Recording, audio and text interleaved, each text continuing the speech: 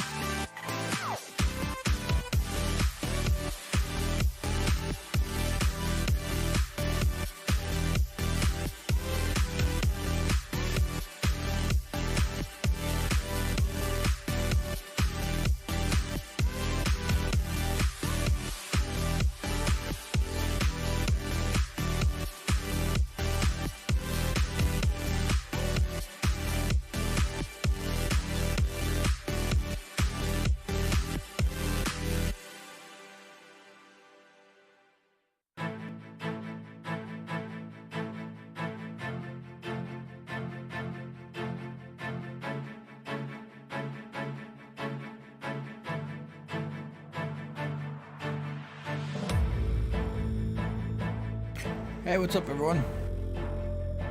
Hope you had a nice week. Hope you're not deathly ill with the plague. All those sorts of good things. I'm playing What Remains of Edith Finch.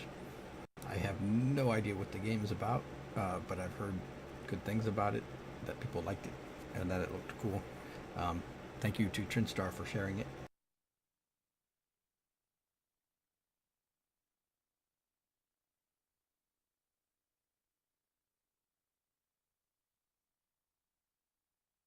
I've not yet bound my keys, so you guys get to enjoy the festivities surrounding keybinding.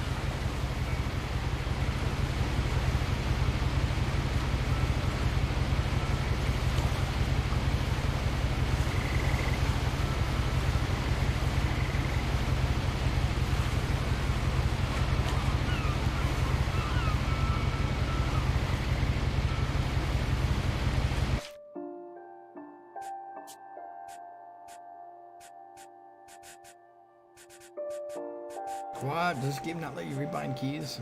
That is just terrible. Negative points.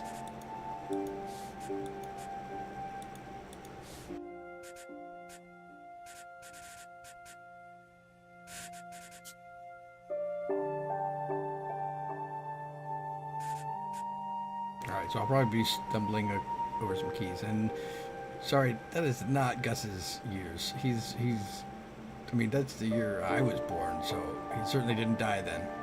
Come on. And Sam, Calvin? Come on, we know Calvin isn't that old, and he is still around. This game, they need to fix some things.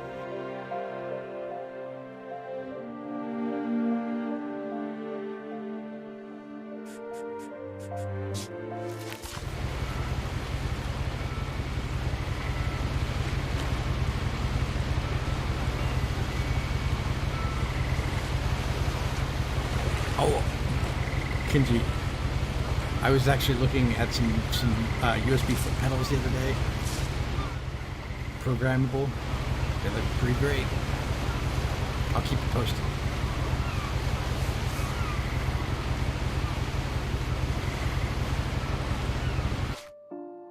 I promise I will link that.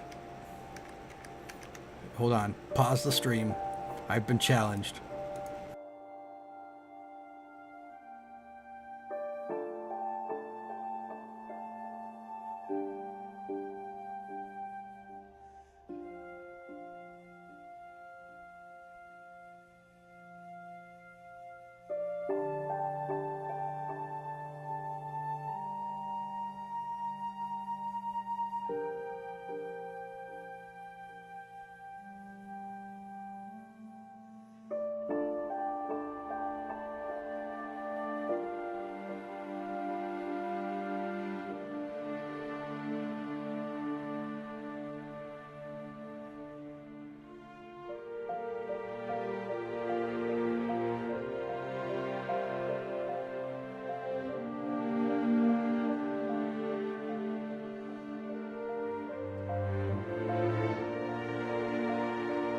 Wow, that's a crazy long link.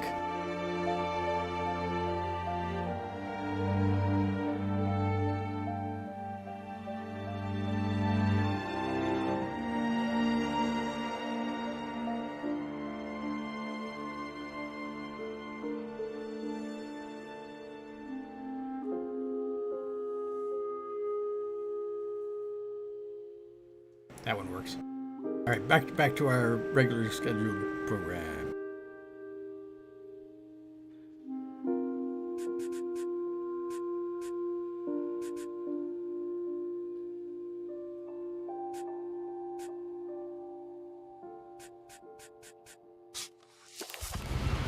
A lot of this isn't going to make sense to you, and I'm sorry about that. I'm just going to start at the beginning, with the house.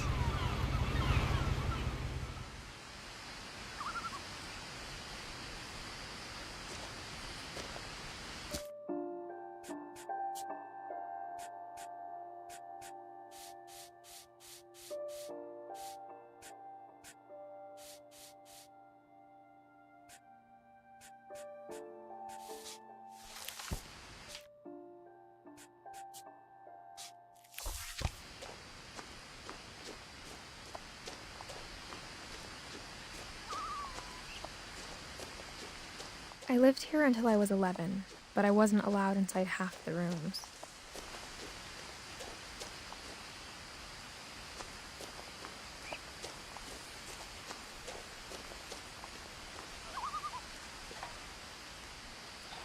Inside the mailbox were bills from 7 years ago, marked urgent, open immediately. So we just leave them in the box. Keep pressing the wrong forward key. I hadn't been back since my brother Lewis's funeral. Oh, the letters fell on the ground.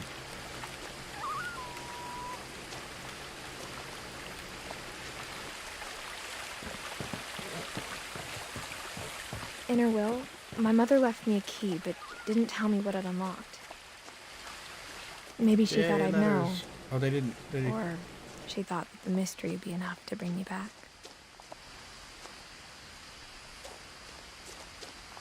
Also, what? No jump? Which way should I go? I'm gonna look down in this little foresty area.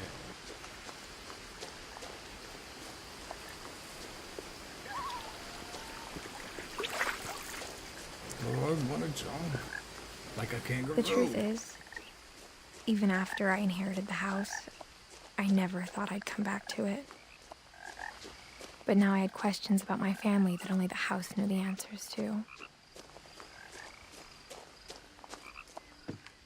The woods around the house have always been uncomfortably silent, as if they're about to say something but never do.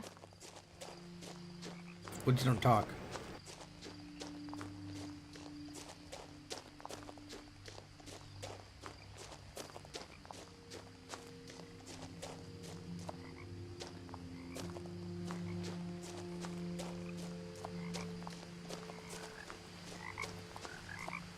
house was exactly like I remembered it, the way I'd been dreaming about it. They kind of started playing Jenga with their house.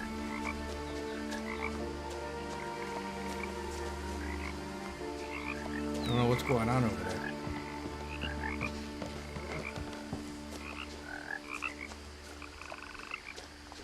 What?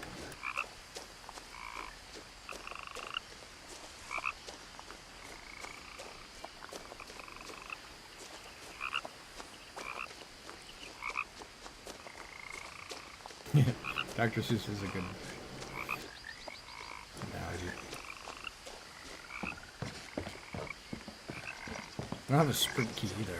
It's like, here's a zoom. Is that what you want? Well, no, that's not what I want.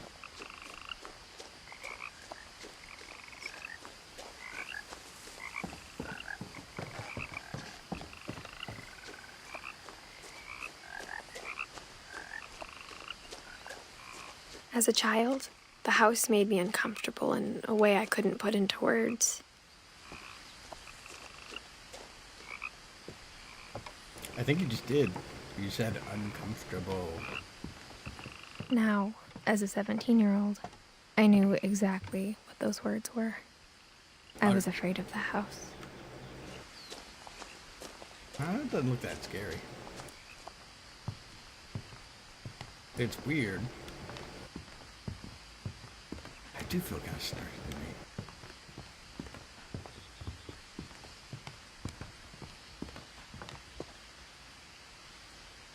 I hoped the key might unlock the front door. It didn't.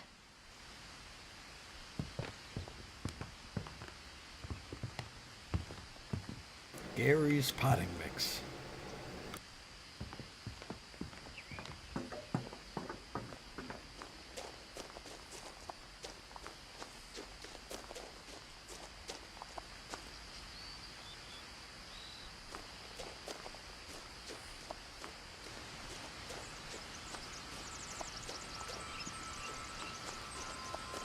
Doggy door, that's a good sign.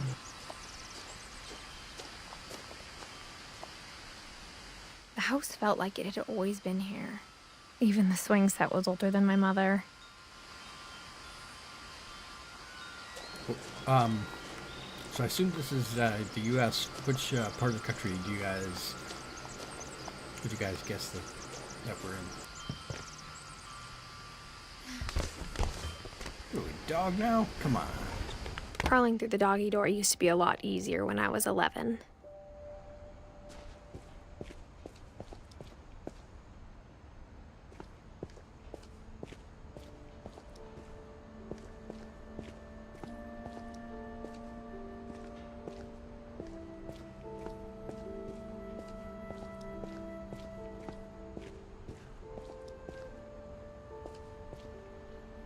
The power had been turned off the night we left. Although it's weird and For the first time in years, it does kind of give you that feeling of coming home to like your parents' house. I felt like I was home. But instead of a family, there were just memories of one. Memories of a family that couldn't put away dishes. Like how only one restaurant would deliver to our house, so we had Chinese a lot. Some people like Chinese, especially if it's succulent. Or how after Louis started working at the cannery, we all got sick of eating salmon. Except our cat, Molly.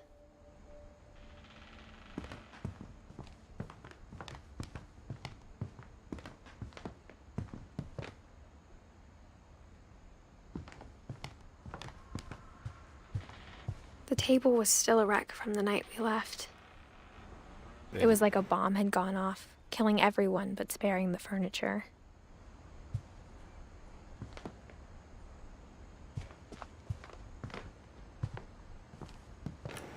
I guess the question is why? And why did Eddie leave without his wheelchair and air tank?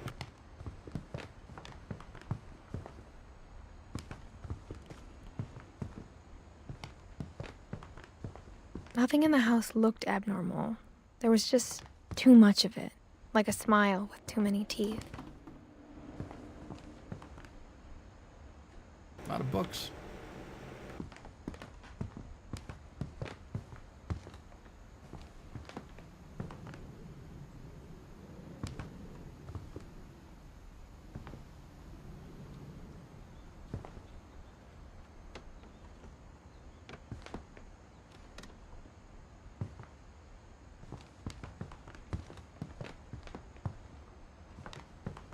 Well, she did grow up here, so maybe her perception of normal is a bit skewed.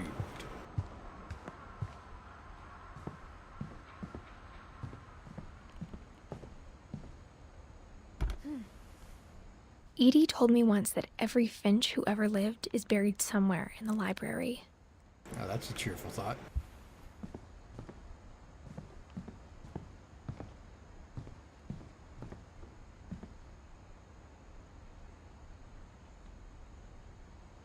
My mom wasn't much of an optimist, but she never stopped believing that my brother Milton was alive.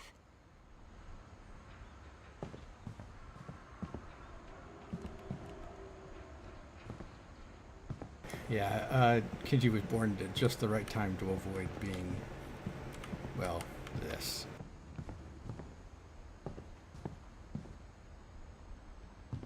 Even complete with bugs on the walls.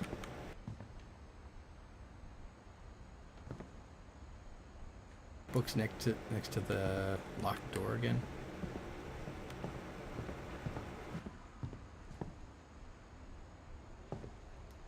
Tasting Thailand. Weird recipes.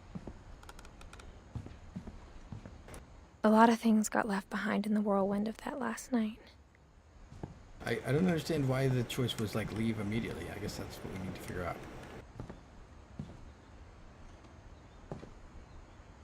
Seeing critically, homeschool essentials, east and west of the moon, labyrinths, the Aleph, Swan's Way, and Jabberwocky.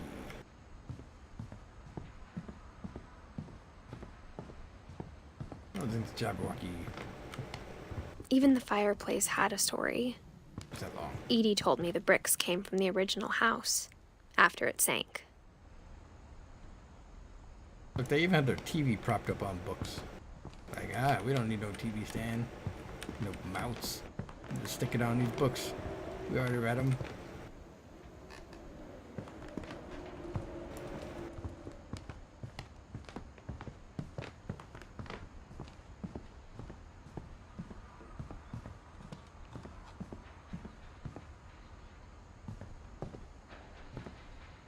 There is a weird sound.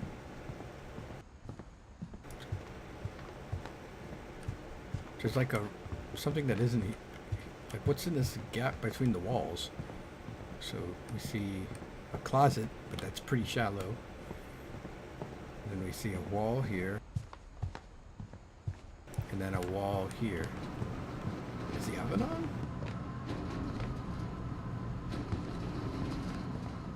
Please.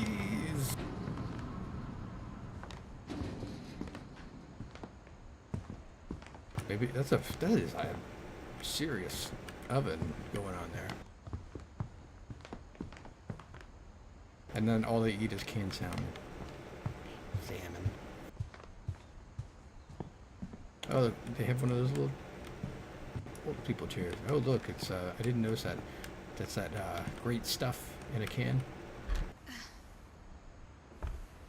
That stuff, man, we used that when I was working in construction, and I swear if you get that on your clothes, it just does not come off.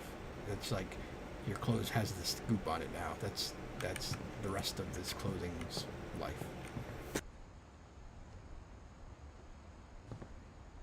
Upstairs. After Milton disappeared, Mom sealed up all the bedrooms. Because that's... Then Edie retaliated and drilled peepholes. Okay.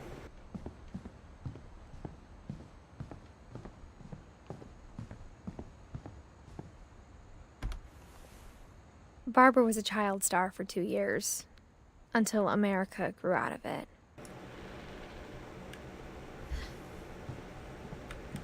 Maybe they're not in America. It almost sounded like she was stressed in America as if that was another place. Maybe not, but that guy has some good facial hair. Edie's father, Odin, built the original house. Whenever people ask me about my family, the first thing they always want to know about is Barbara. She's like a creepy version of the Home Alone kid. Is that Bigfoot? It is Bigfoot. My friend Bigfoot. She doesn't seem like that's her friend.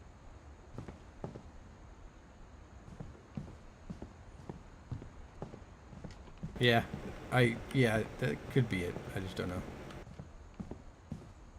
Molly. Molly always seemed like a girl I could imagine being friends with, if she hadn't died in 1947. Oh, yeah, there's that.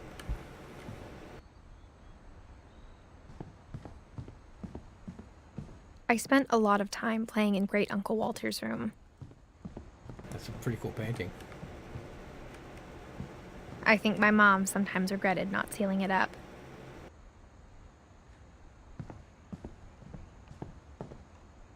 The Finch's sign.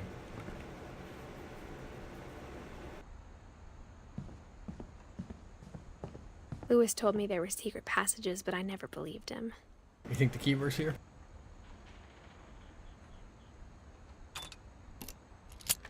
It does. Now we can read 20,000 Leagues Under the Sea. Turns out, my mom was really good at keeping secrets. Now it was time to find out what my mom had been afraid of.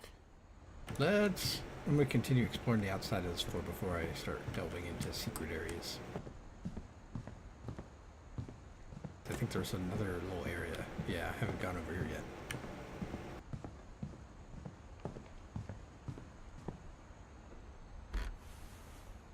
The last time I was in Edith Sr.'s room, I was 10 and she was painting my portrait.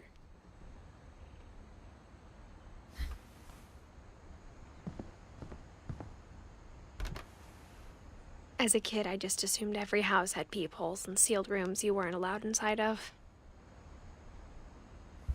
Yeah, apparently after one of the children went missing, I guess Mom didn't take it well and she sealed up all the rooms. My Grandpa Sam spent 7 years sharing a room with his dead brother, Calvin. I'm guessing not being quite sane after people die or go missing runs in the family.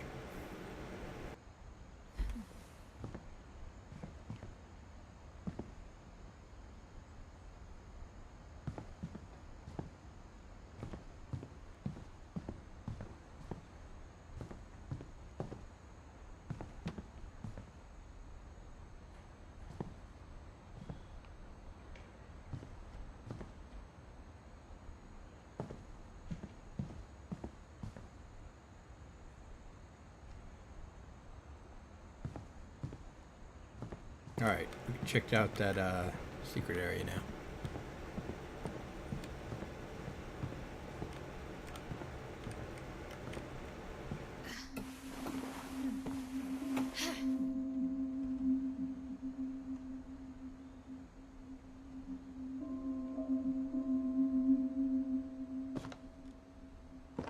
Reading this, maybe it sounds like I had a plan.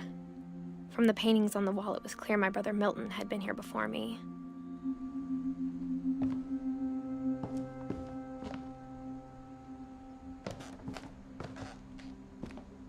But I had no idea what was behind that door.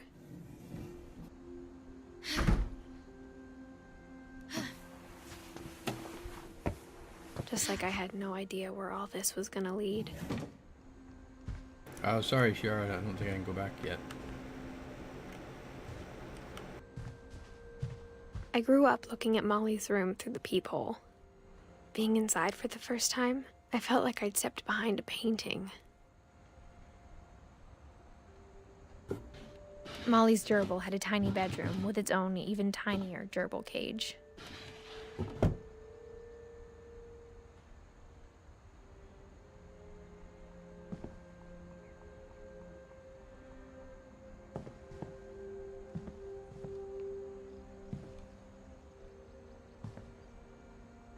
I like the jellyfish pillow.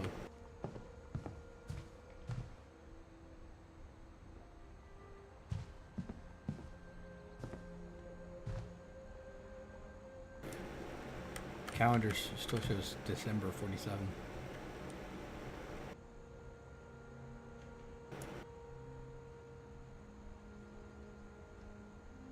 Microscope. And the bugs. Maybe she's the. I guess she was the one with the that really liked the bugs. Maybe. I got the sense Edie had spent a lot of time here before my mom sealed the doors.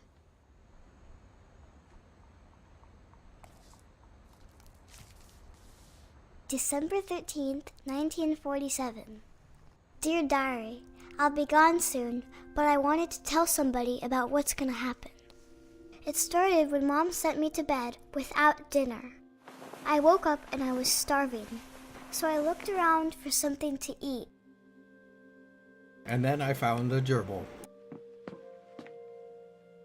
Oh, the gerbil food, okay. Fine, we'll go there. The gerbil food was dry, but I didn't mind it. The gerbil, however, was pissed.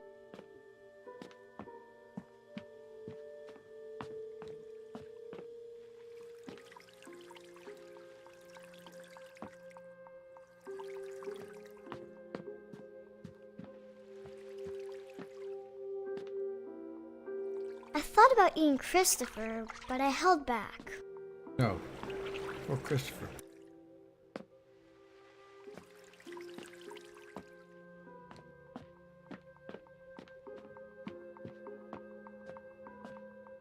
My Halloween candy was all gone.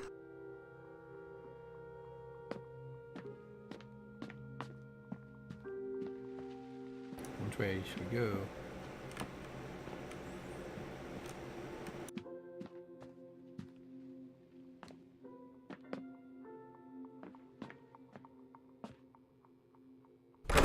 Mom, can I come out now?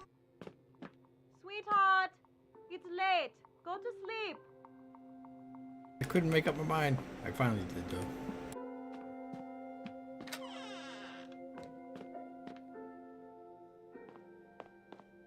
Wow, poor little girl. She's not tall enough to see her own reflection in the mirror.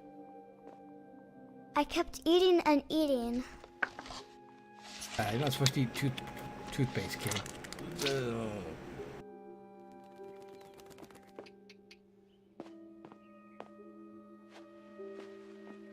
This is why you need a jump button. I ate a lot of things that night. I don't think that's a good idea. That's, yeah. Then I heard chirping outside my window. I like poultry. It was a barn swallow going back to her nest.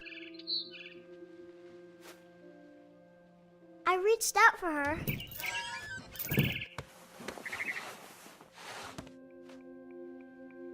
And suddenly,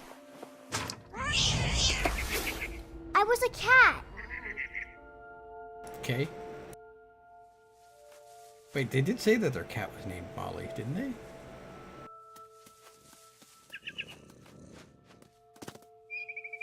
This game just somehow managed to get weirder. This is not, yeah, unexpected is the right word. I tried to be quiet, but the bird was really scared.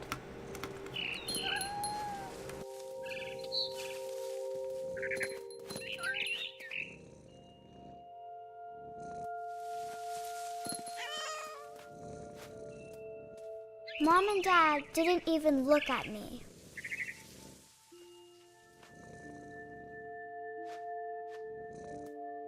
Go shower.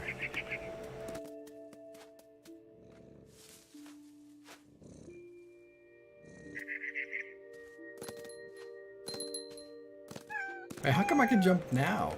Now they give me a jump button.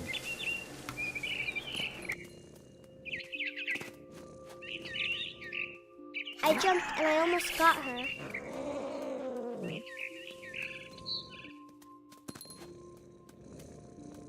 I could tell she was getting really tired.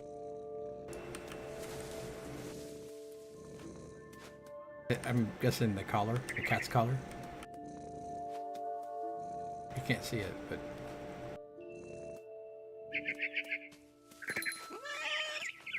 Because I'm a cat. Now I was up in the big tree. I promised Dad I wouldn't climb it anymore. All I cared about was eating that mama bird.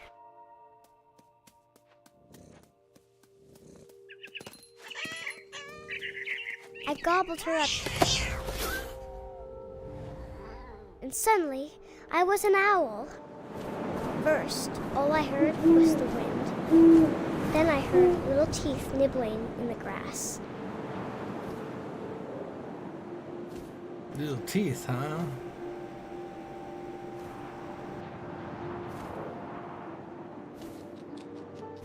Rabbits.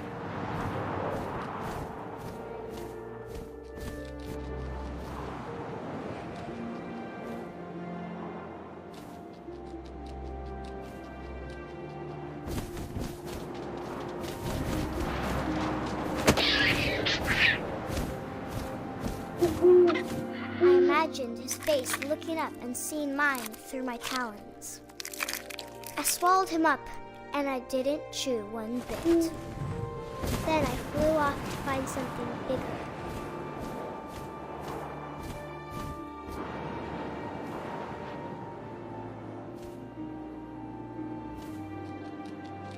A mama rabbit.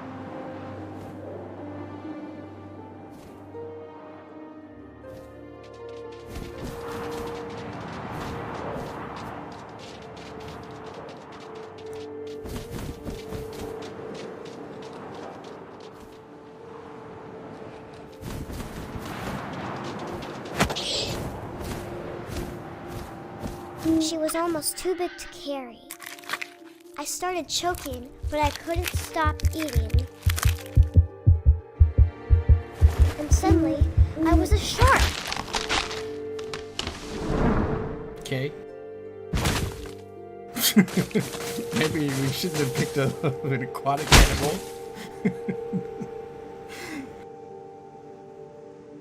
Okay.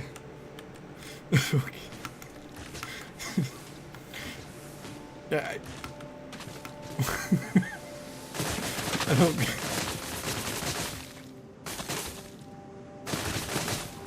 I rolled off a cliff and into the ocean. Now, I was hungrier than ever.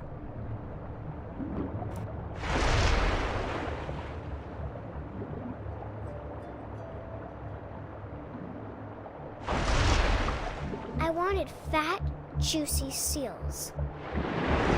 Yeah.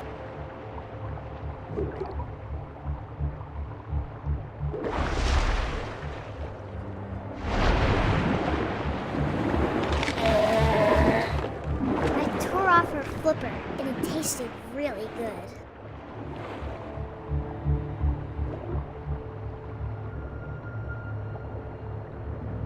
I grabbed on tight.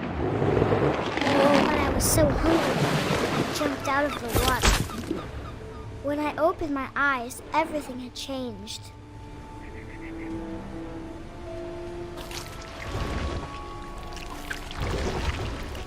Yeah, what am I, a tentacle?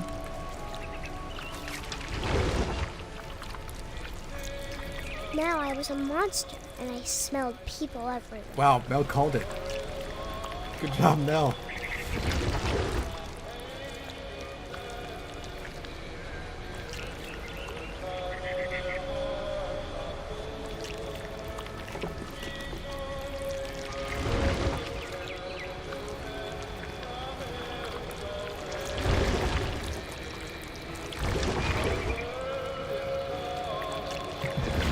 The game hurt you. I was big, but I moved real quiet.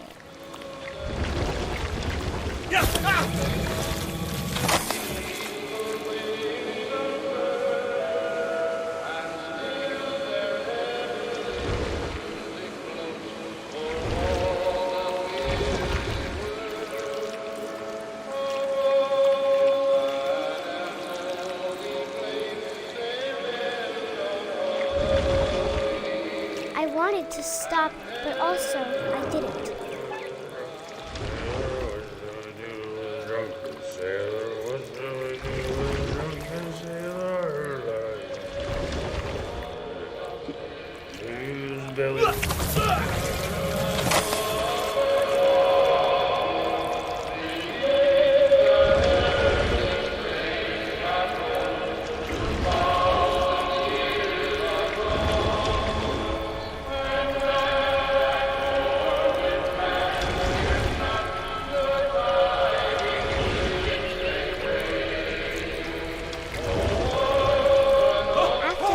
Passenger, I was still hungry. And to cross the water, I smelled something new. Something I had to have, so I swam towards it.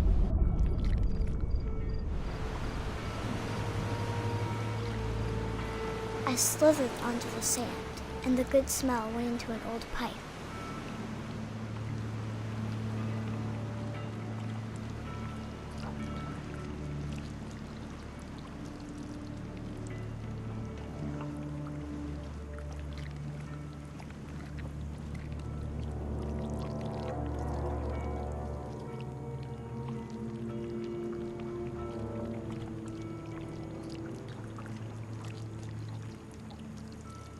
I got closer and closer.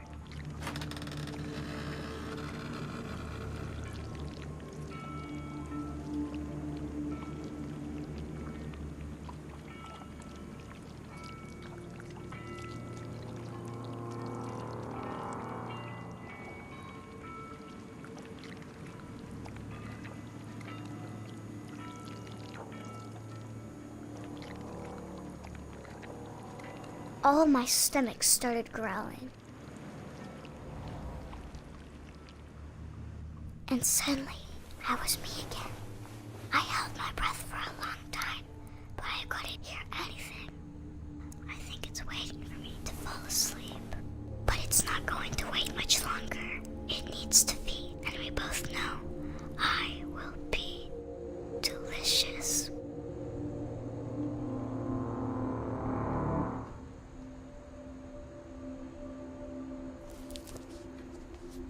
Well, all right then. Let's just put that back on the shelf.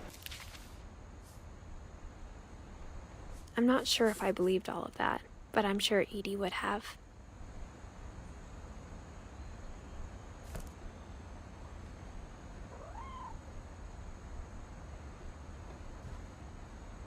Oh, look, there's a cat on the branch. That must be Molly.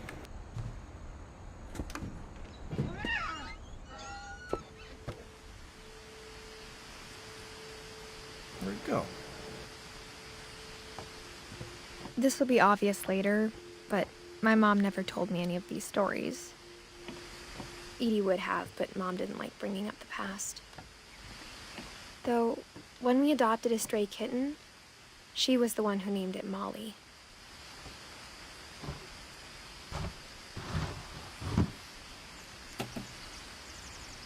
I spent a lot of time in Great-Grandma Edie's room. We got along, and it was a good place to hide from my mom.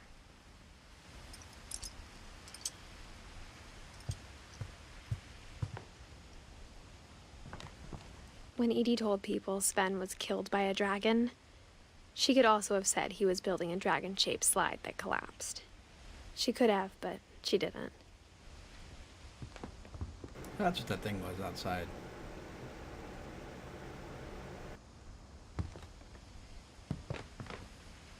One summer, they evacuated the island, but Edie refused to go.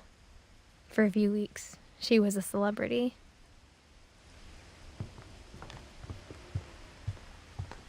Louis died a week before we left, but Edie had already started to memorialize him. Edie knit me a new pair of gloves every year, just in time to replace the old ones.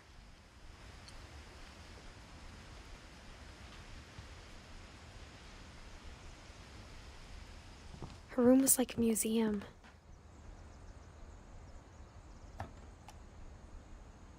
For 500 years, the Finches have been famous throughout Norway for their fortune. and misfortune.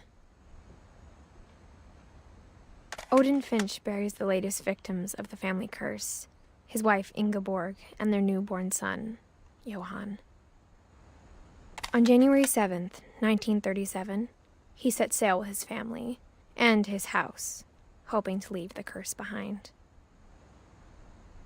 But 40-foot waves off the coast of Washington send the house and Odin to the bottom of the sea. Odin's daughter Edie, with husband Sven and baby Molly, step ashore on their new home, Orcas Island.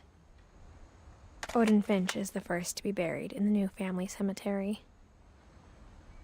His daughter Edie is already dreaming of a new Finch house.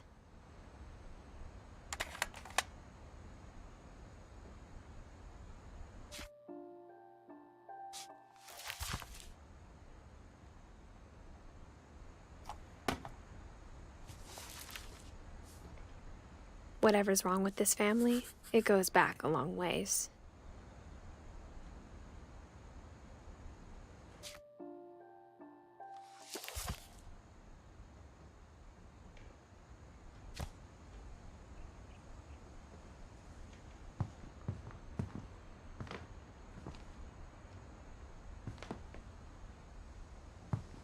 Wait, did Odin Finch write a book?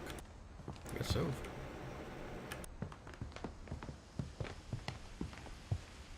Later, Sentinel. Even in her 90s. Sometimes Edie seemed a lot younger than my mother.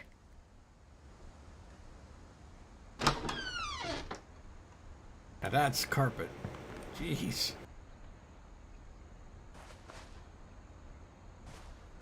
The only trace Grandpa Sam's first wife Kay left on the house was the pink bathroom. It was a pretty big trace.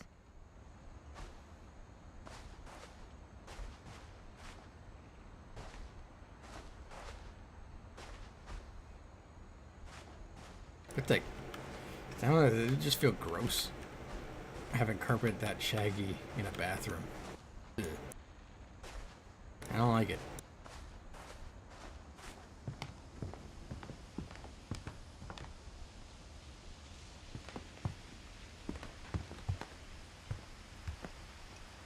Edie gave a big interview about a mole man living under the Finch house. My mom was furious. I don't know how you clean it. I mean, if you did a vacuum cleaner, it would just get caught in the rollers. With it being that long.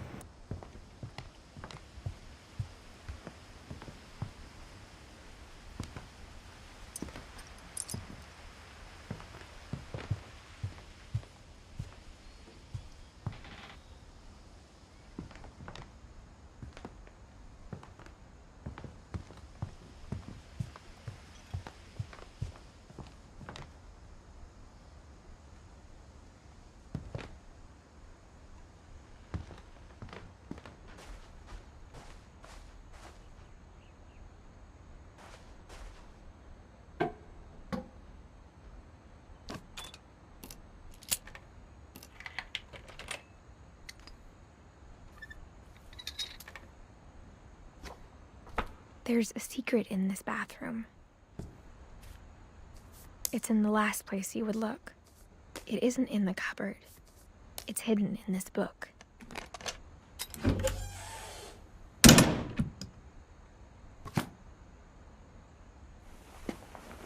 Dark room?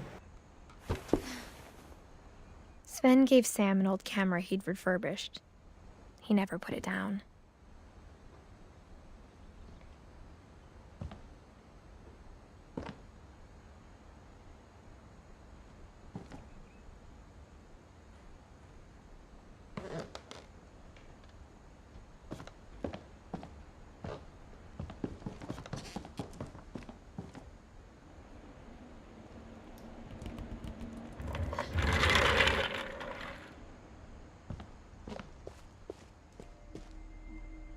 Fort Calvin.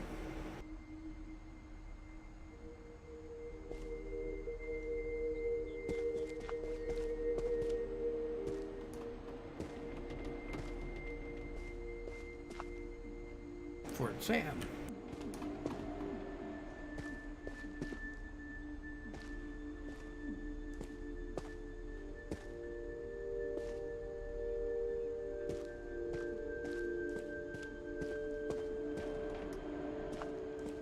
Alright, so how old do you think Sam and Calvin were at this time? Follow-up question. What are those bottles on his dresser?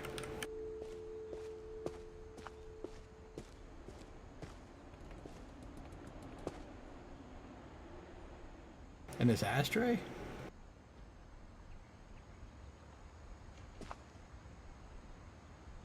I'm guessing Sam was probably a little bit older.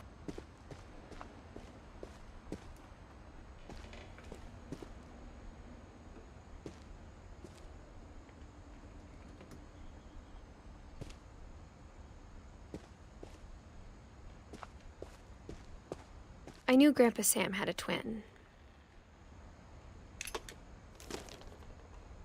A twin? And that he never talked about him. Wait, so Sam and Calvin were the same age? So Calvin must have died early when they were younger. And then roped off this area. And then he grew up.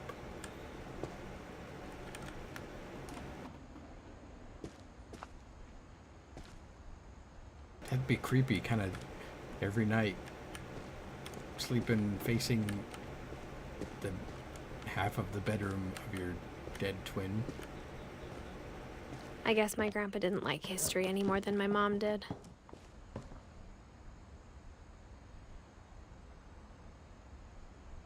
(1950 to 61), so he was 11 years old.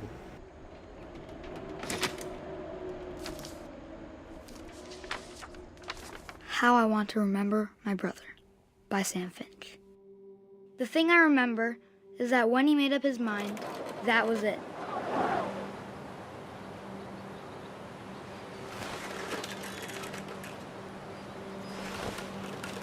My brother said he'd die before he ate another mushroom.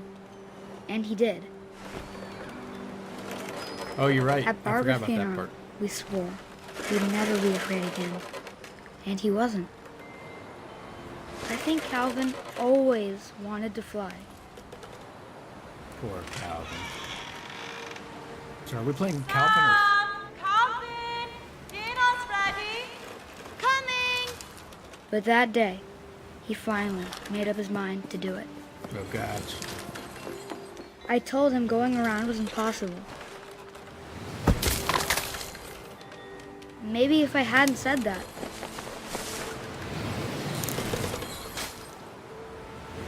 Calvin! I'm not gonna tell you again! maybe if the wind hadn't picked up, then maybe he'd still be here. But I doubt it. I think he'd already made up his mind. That's what I want to remember about my brother.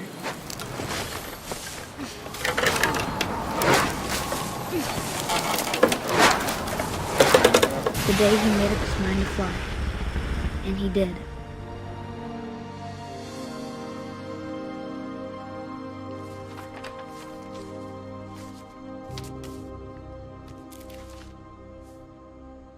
Calvin's story felt strangely familiar. When I was younger, I remember trying to do the exact same thing.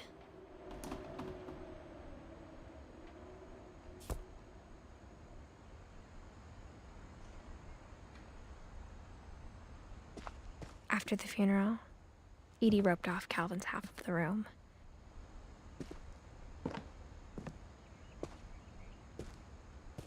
Mom said Grandpa Sam enlisted at 18 and never set foot in the room again.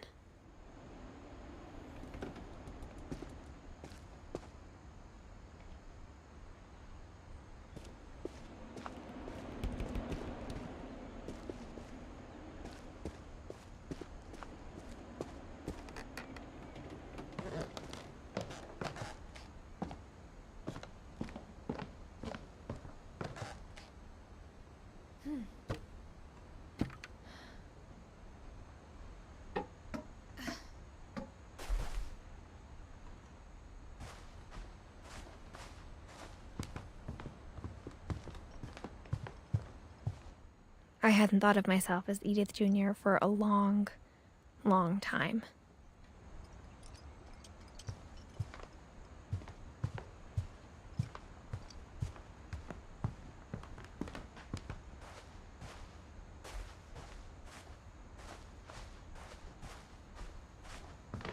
exactly sure where I'm supposed to go now.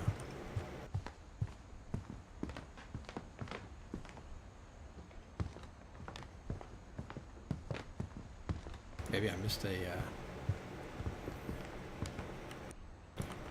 turn back in Sam and Calvin's room.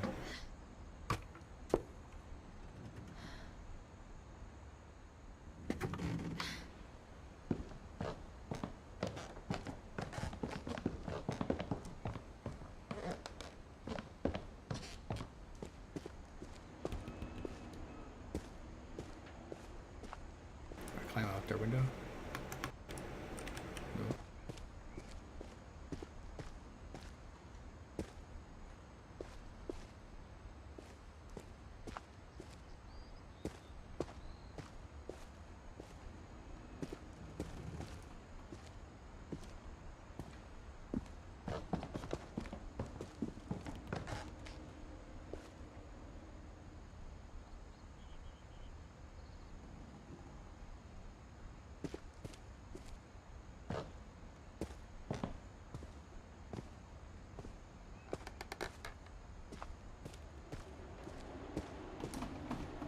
Oh, here we go.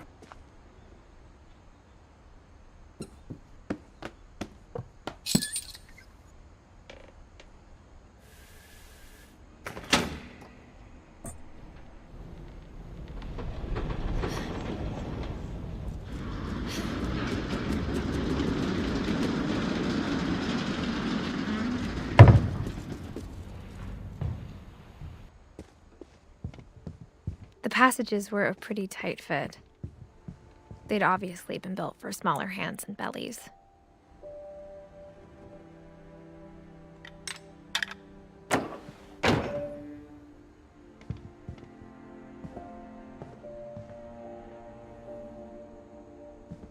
Alright, we've already been here, so we'll just head right back in.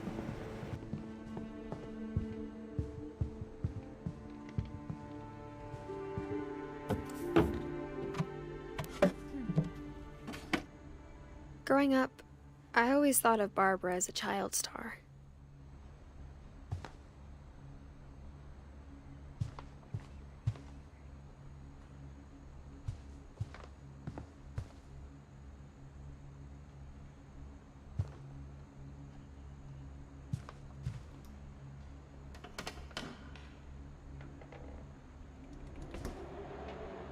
Man, how long has that birthday cookie been there? Too long.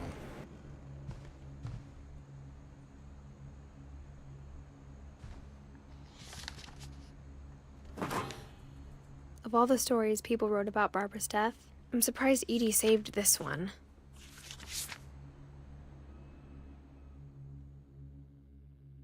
Old Jack here with another ghastly tale inspired by America's most unfortunate family. I'm calling it The Surprise Ending of Barbara Finch. As a child star, Barbara was famous for her scream. Now at 16, she was all washed up, a has-been. But in a lucky break, she'd been asked to perform her signature scream at a local convention for monster movie fans. It was just the boost her career needed. Unfortunately, her scream hadn't aged well. Getting better. I think you just need the right motivation. Her biggest fan and current boyfriend, Rick, was about to demonstrate when... Now that was a great scream. It was Barbara's father, Sven. He'd slipped into a table saw and had to be rushed to the emergency room. So Barbara got stuck babysitting her youngest brother, Walter. Her convention comeback was canceled. Okay, I'm hearing frustration, but I'm not hearing terror. What if I tried... A gang of hoodlums in Halloween masks have been terrorizing Orcas Island tonight. Police are urging residents to... That came from the basement. You're right! Also, I loved your delivery on that. Why is your basement door locked? Because my dad likes making puzzles and secret passages. There's a key hidden in the music box. The secret is to keep winding and winding until finally the key pops out.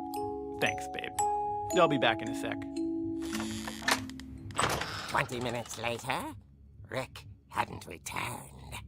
So Barbara went to look for him, right on cue. She reached for the music box.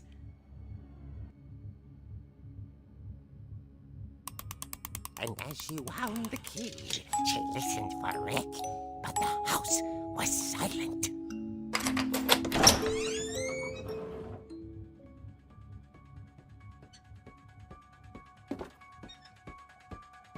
That music. And what's going on in that next frame? I'm actually playing inside this little comic frame. It's kind of cool. She found Rick's crutch and imagined the worst.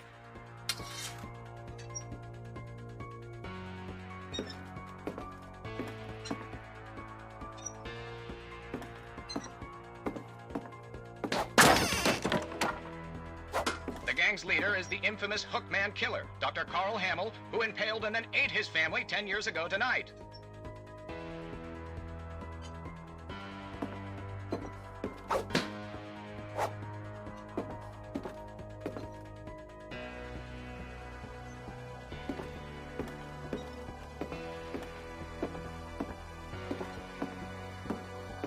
The old fridge rattled and grew still.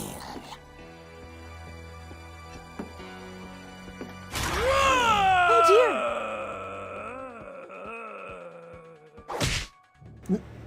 Oh! Rick?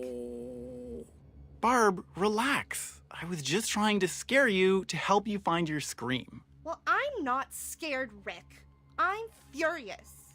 Then act furious. All I'm getting from you now is that you're hurt and confused and She threw him out, but she kept a little something to remember him by. Barb, have you seen my other crutch? And she was still holding it when she fell asleep watching the late picture show. Hours later... Barbara! Walter, what's going on up there? Ah! Okay, I'm coming up, but if this is a trick, you're dead, Walter.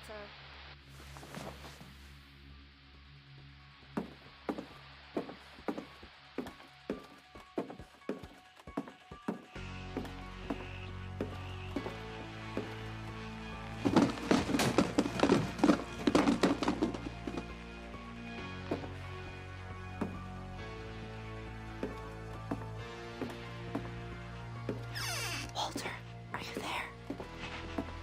Walter had vanished, but his bedside radio was still on. Orcas Island police describe the man as 6 feet tall, with a steel hook for a hand. Residents are urged to lock all doors and windows and notify the police of any suspicious activity. Barbara turned, saw the hook man, and was speechless. He was quite smashing.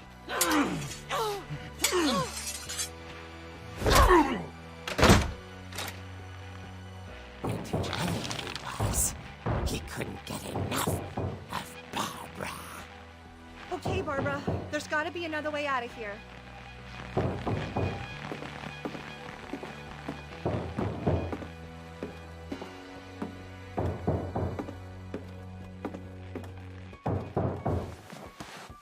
That night, she played her part beautifully.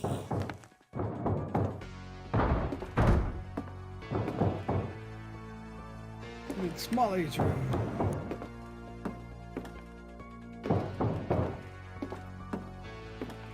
Molly's door hadn't been opened in years. The hinges groaned.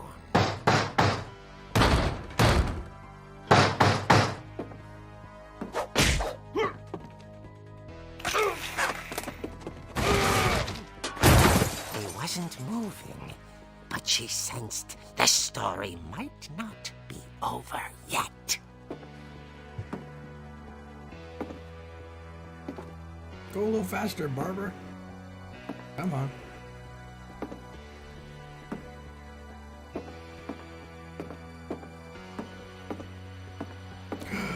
The man had vanished.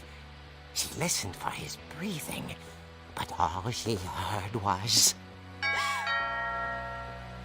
Trick or treat.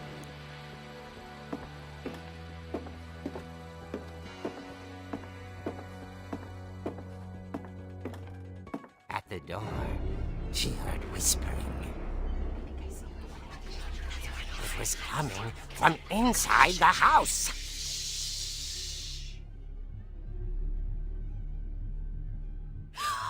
Oh dear. Her scream is terrible.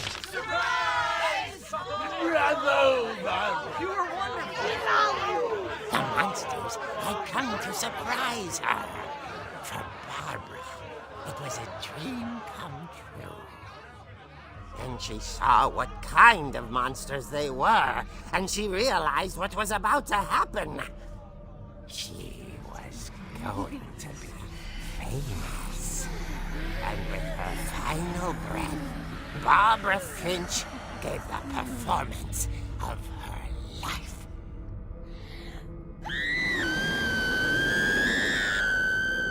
I She looks so wasn't there happy. myself, but I hear Barbara was magnificent. Poor girl. She had a taste for stardom. But unfortunately, so did her fans. Of course, the police blamed it all on poor Rick, who disappeared the same night. And little Walter, hiding under his bed the whole time. He took it all pretty hard, but that's another story. As for Barbara, tucked inside the music box is all they ever found of her. Her ear. Now that's what I call a real eerie tale.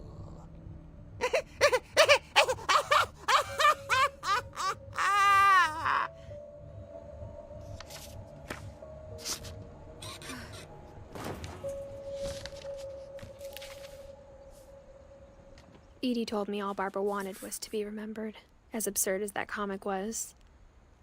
Maybe what Edie saw was a happy ending.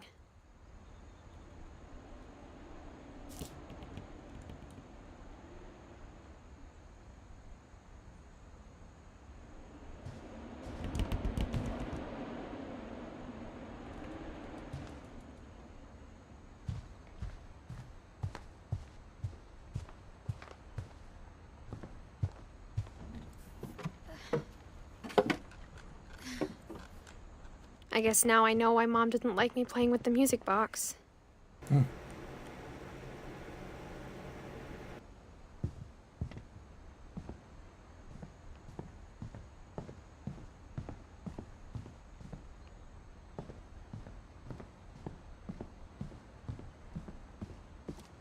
Mom must have locked the third floor stairs on the night we left. It's funny. All those times I played with the music box and never found the basement key.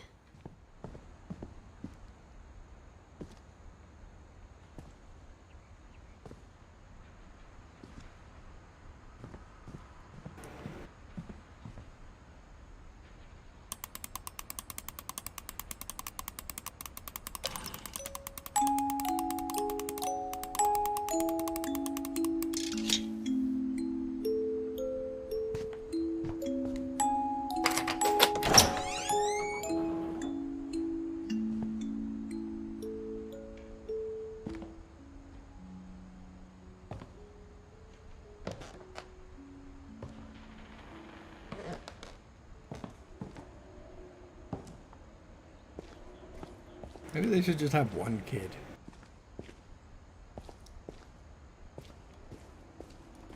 Maybe that's what she is. Maybe she's an only child. Does she have any... Oh yeah, Milton. No, Milton... Is Milton her brother? Yeah, Milton. Yeah, that's right. Yeah. I forgot about. Yeah, because he's the kid that went missing.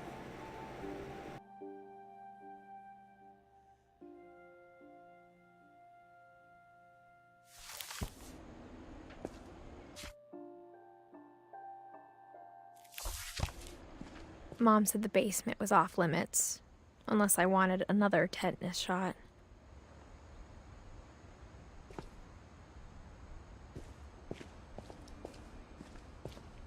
I saw Edie sneak down to the basement once, carrying packages.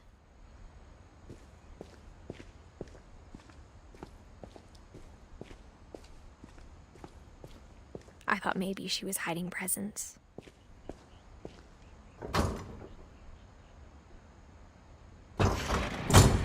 It turned out she was hiding a lot more than that.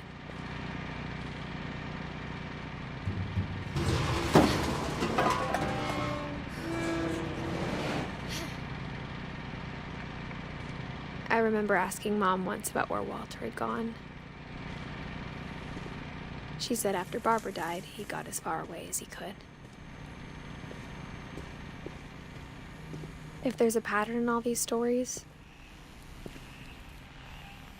I think it's that none of us has gotten very far.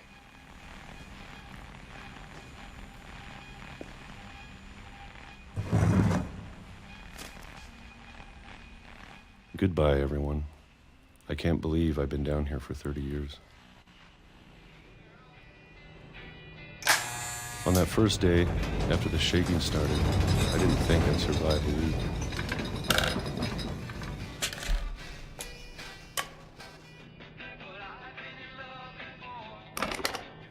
But after a few days, I settled into a routine. That's what kept me sane. Having a schedule, living for today.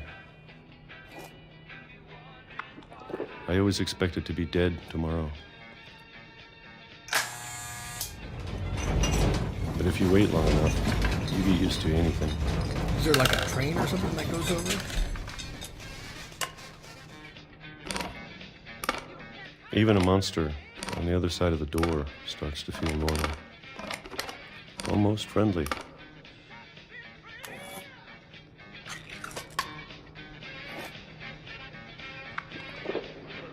And then one day, everything just stopped. Whatever that thing was, it was gone. Maybe it got tired of waiting. Or maybe I just got tired of being afraid.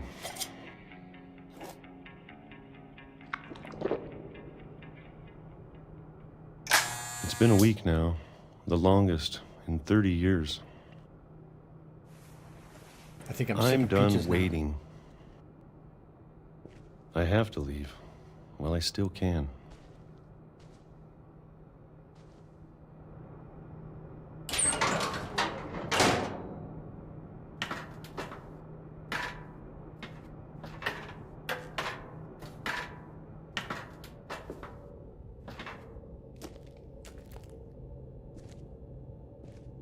I know it's out there, somewhere. Whatever killed Barbara and Molly and Calvin. Maybe this is all a mistake. But I need to stop living the same day, even if it kills me.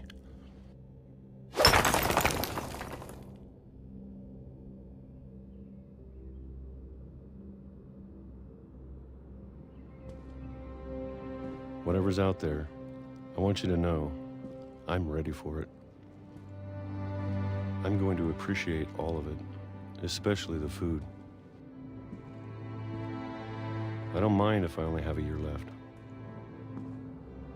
or a month, or a single week. I'd be happy with one new day. I can already imagine the sun on my face.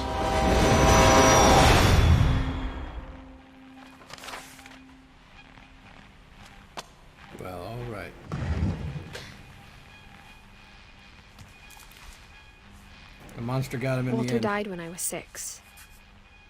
I can't believe my mom never told me he was down here.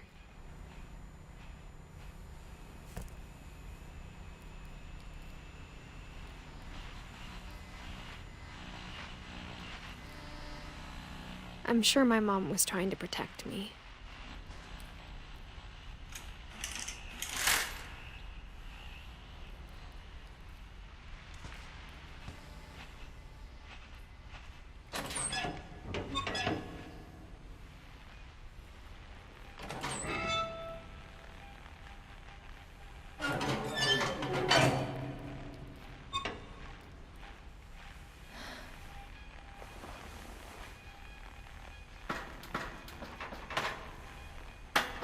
Maybe she was afraid I'd end up like Walter.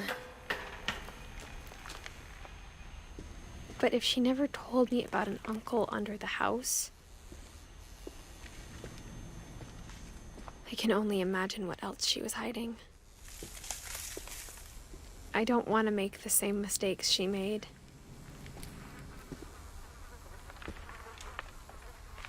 Well, I bet that stunk. Trying to bury something that's still alive. Now that there's only one of us left, or maybe 2. I'm gonna walk not on the I tracks. thought it was time I heard the stories for myself. And found out what happened to everyone else. But now I'm worried the stories themselves might be the problem. Maybe we believed so much in a family curse, we made it real.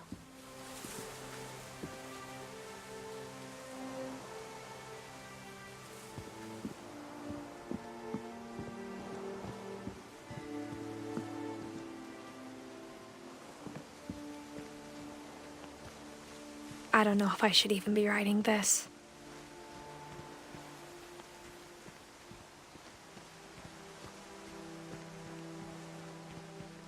Maybe it'd be better if all this just died with me.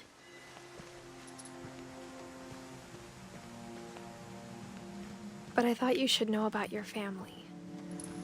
Oh, is she pregnant?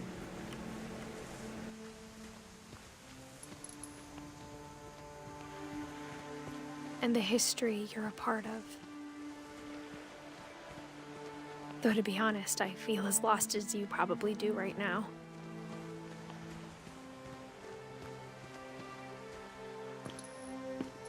I think the people in these stories believed them, for what that's worth.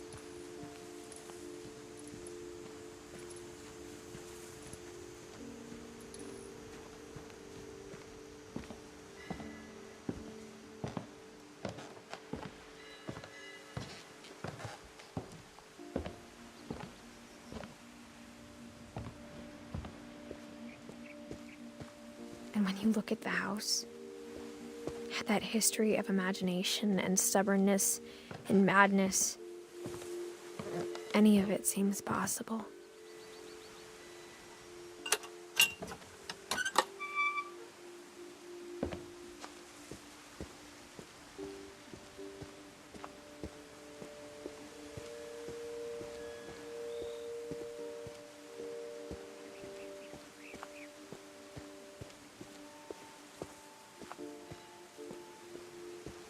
Other side of that people in the fence that we looked through earlier. I think we've been surrounded by death for so long, we've just gotten used to it. What kind of family finishes building a cemetery before starting the house?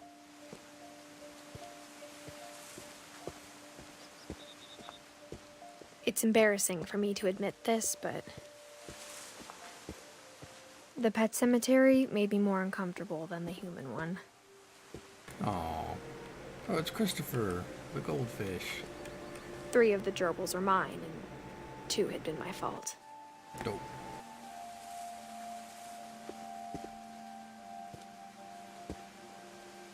Furpy, Lurpy, and Zerpy, and Chirpy, and Burpy, and Derpy, and Derpy Jr.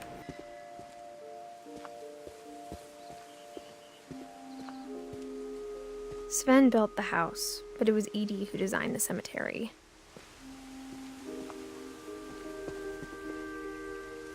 Molly Finch the cat. Oh wait, no, these are the kids. That's not the cat, even though it's got a cat on it.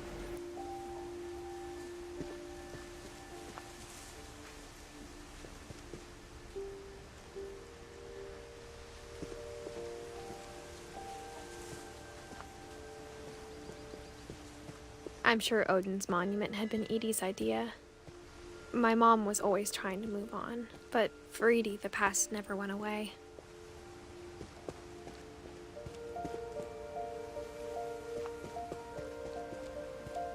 She could see it poking out of the water at low tide.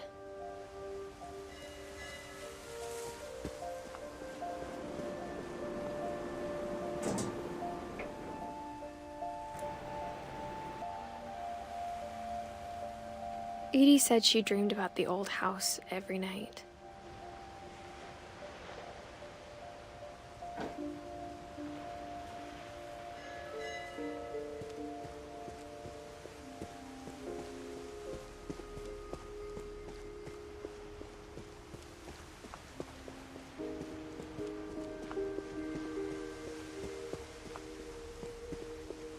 Edie's side was always easier for me to understand. But the older I get, the more I can see where my mom was coming from. Her dad had been pretty strict, but it wasn't enough to save her brothers. She was just trying to do better.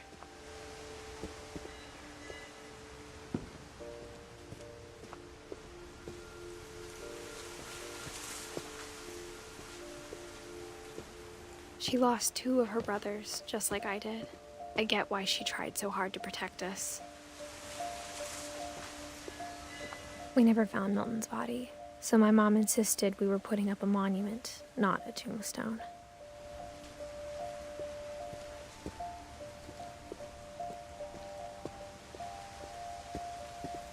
There's so many things I wish I could ask my mom now.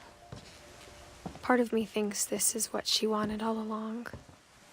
For me to come back someday and find everything out for myself.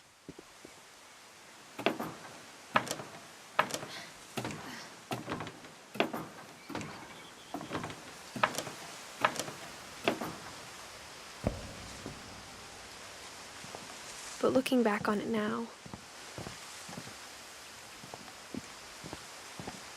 if she told me there was going to be so much climbing, I never would have come when I was 22 weeks pregnant.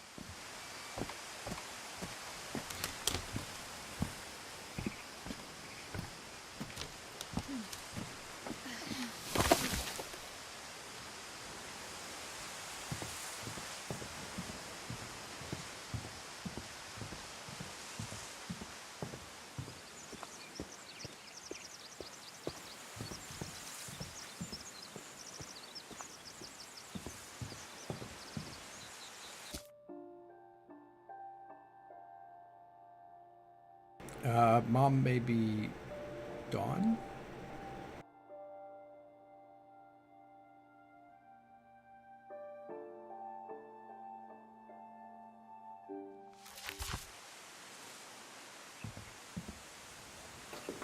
I never met Grandpa Sam, but I think he and my mom had a lot in common.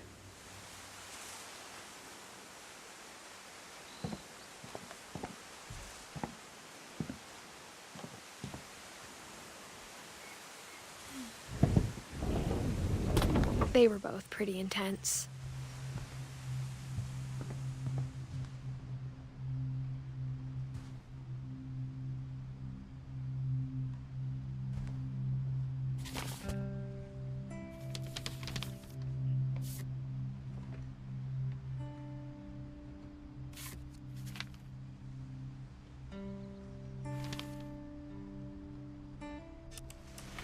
Dawn, I promise, you'll never forget this weekend. Yes, sir. These memories are gonna last a lifetime. Mm-hmm. Am I gonna have to shoot anything? It's a hunting trip, Dawn. Shooting is strongly encouraged.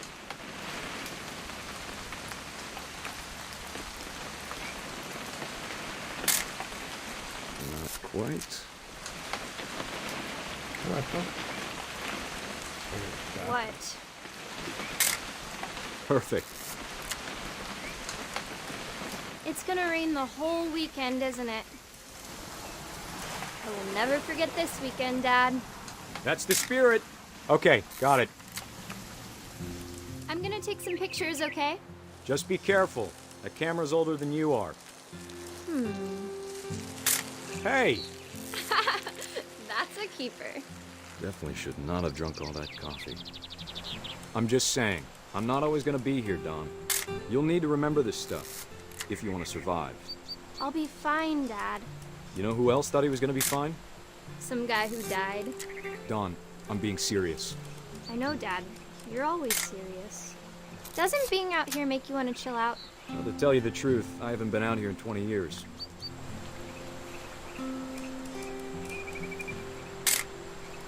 Dawn, don't you think you could find something more interesting to photograph?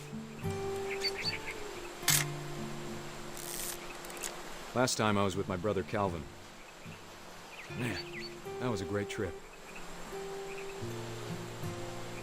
Your grandpa Sven taught us how to fish, how to build a fire. You don't need to waste any more film on me, kiddo.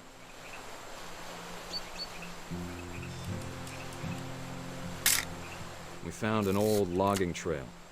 There were deer everywhere. Dad! Good eyes, Dawn. Before you take the shot, let me get a picture of you. Dad, I... Just breathe. Let me get behind you. Do I have to do this? Dawn, you don't have to do anything. But if you want to survive, you'll need to be strong. Great shot, Dawn!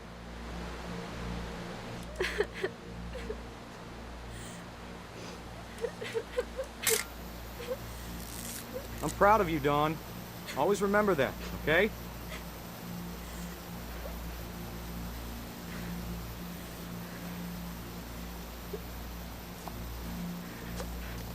Sorry, Dawn, just gotta reset the timer.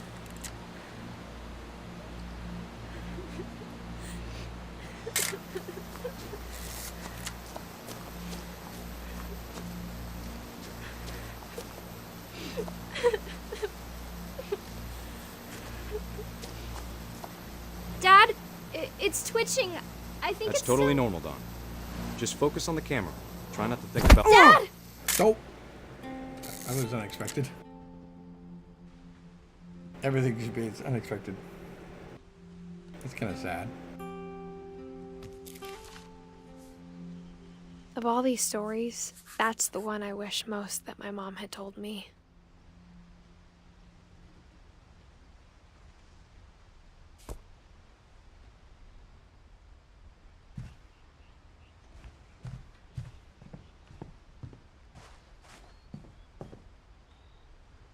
Reminds me, I have a picture of one of my sisters who went hunting with my dad, and she shot a deer, and she's just grinning ear to ear. So she's a little different from that girl, I guess. Instead of hiding from death, Sam seemed to go out of his way to meet it.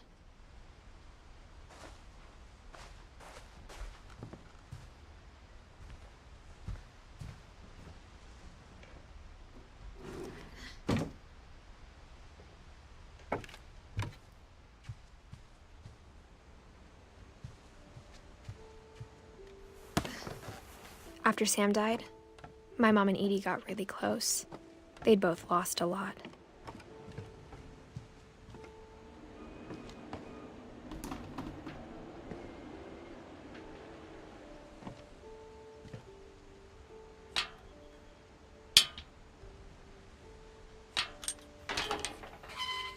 Oh, Gregory's just a baby?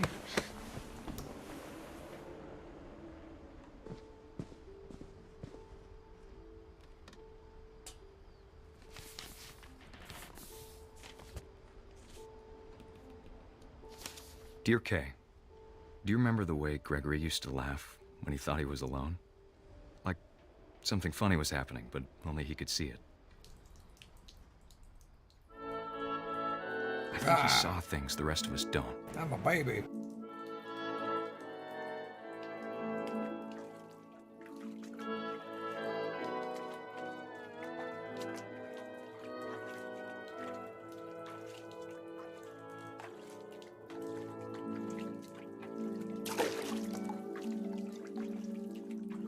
Now I'm a rubber frog.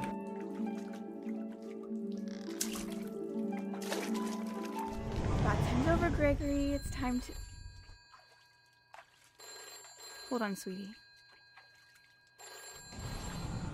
Hello? Sam, I told you I don't want to talk right now.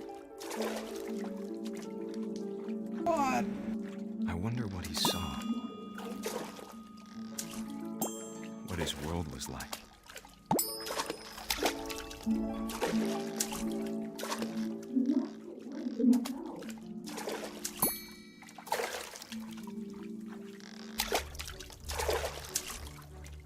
He reminded me so much of Calvin. Look at these ducks. Lost in his imagination.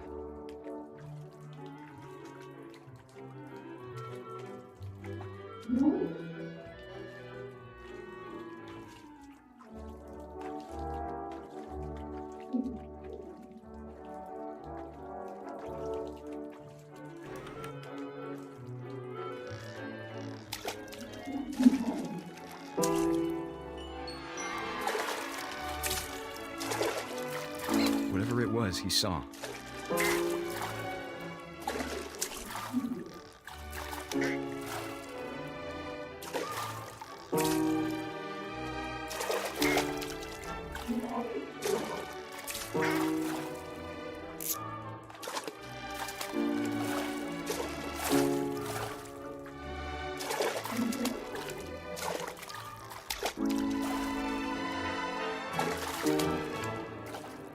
It sure made him happy.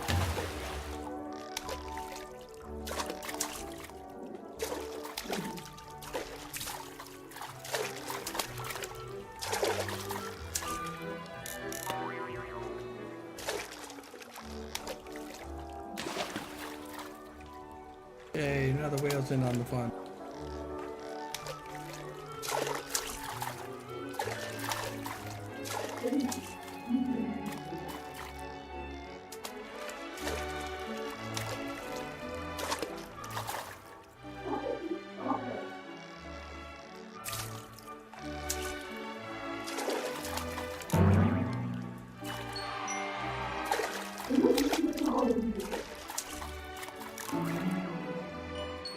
I know how silly it sounds. Bubble bath. But I worried about a baby being too happy. But I could feel him slipping away. Sorry about that, Gregory. I know you did everything you could. Maybe if I hadn't called that night. Damn it. Hold on, I don't want Gregory to hear this.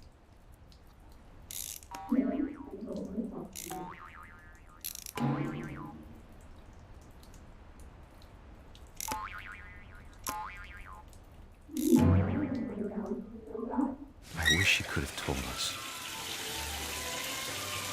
about the world he saw.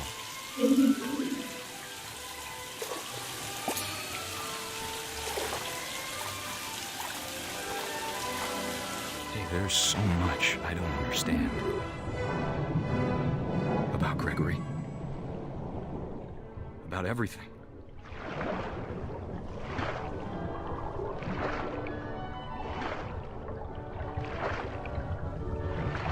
But I know what happened wasn't your fault.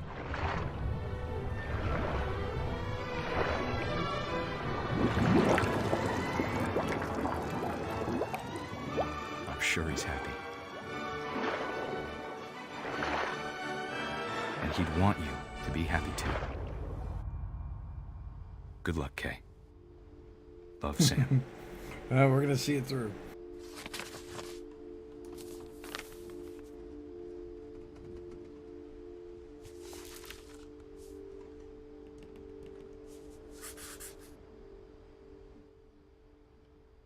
We just have Milton, Lewis, Don, Gus, and Edie.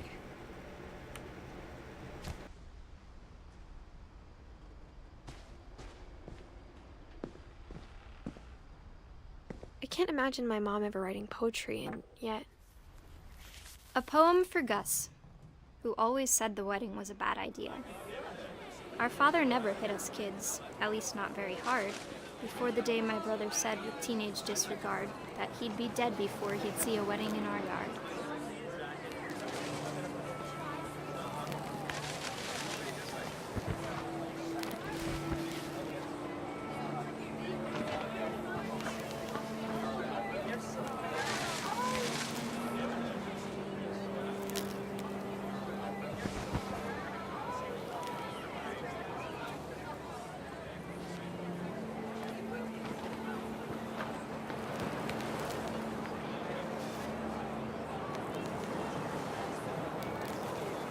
My father made him come, of course, but Gus stood far apart, just flew his kite and bottled up the storm inside his heart.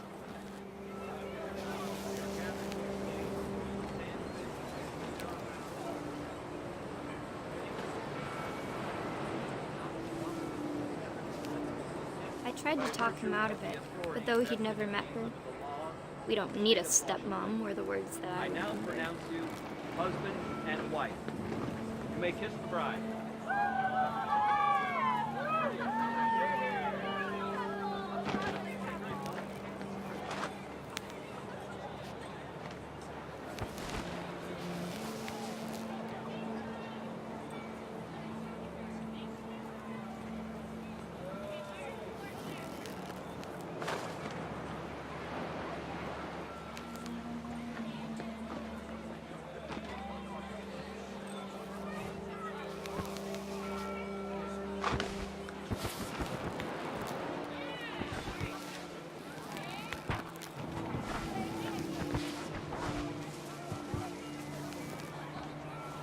When the time for photos came, Dad ordered him to come here.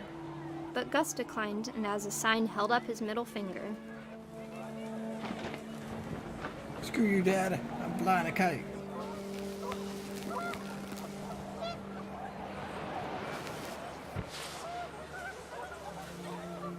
The wind picked up, and panicked geese appeared and quickly went.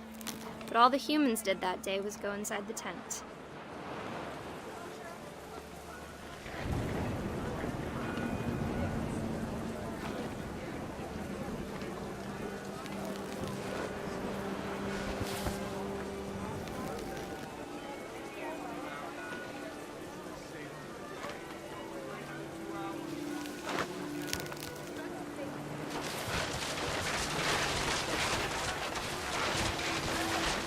The rain came down in buckets then, but no one seemed afraid that nature might destroy the tent our dad had crudely made.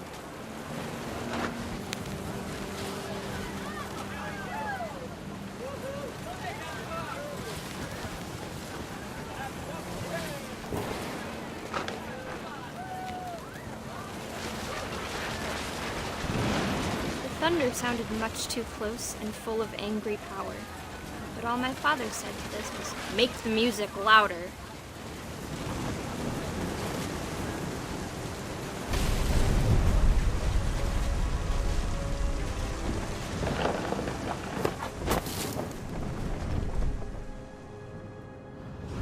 I wish that I could truly say I thought about you on that day.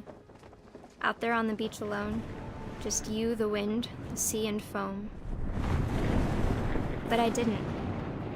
Until we found you.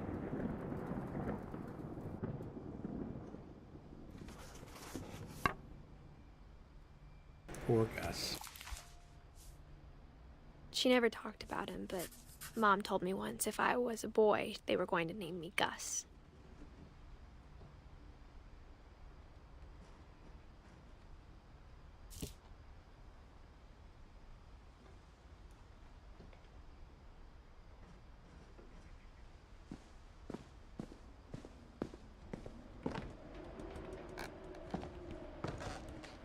Oh, I have a rock climbing wall.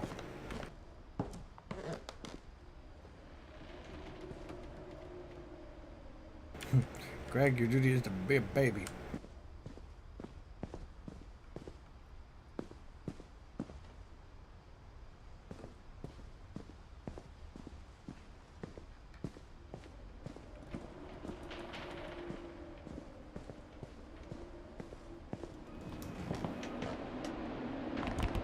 My mom moved up to the loft after her brothers died. At the time, it was as far away as she could get.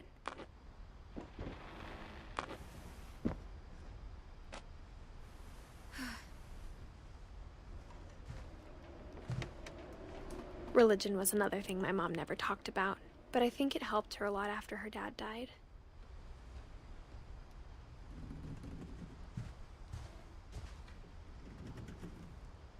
She spent a summer building houses in Calcutta, where she met my dad, Sanjay.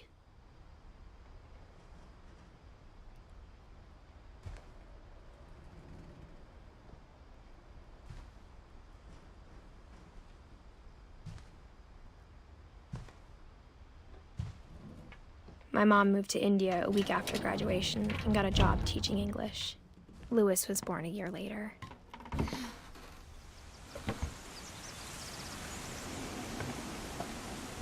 When my dad died, I don't think Mom knew where else to go. I'm sure Edie was happy to have her back and to see kids in the house again.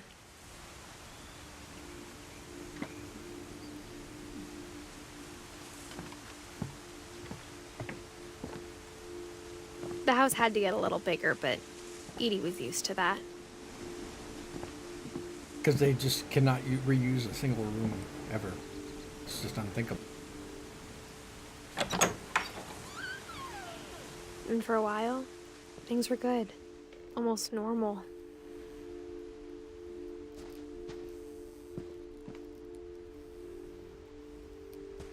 But it didn't last.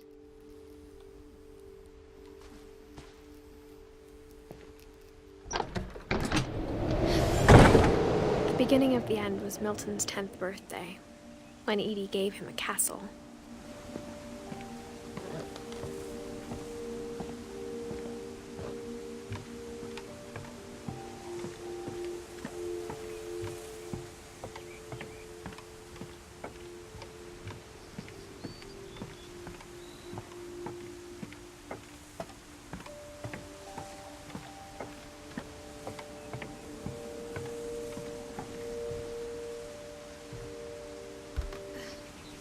After Milton disappeared, the only thing he left behind was a room full of paintings.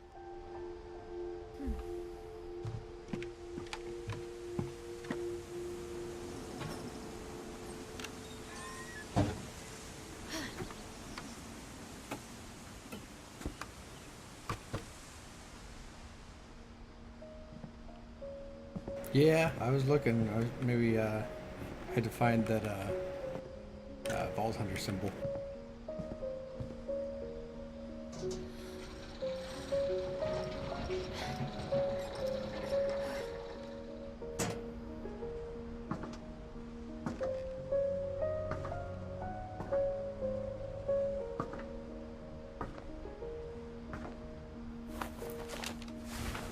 Milton Finch in The Magic Paintbrush.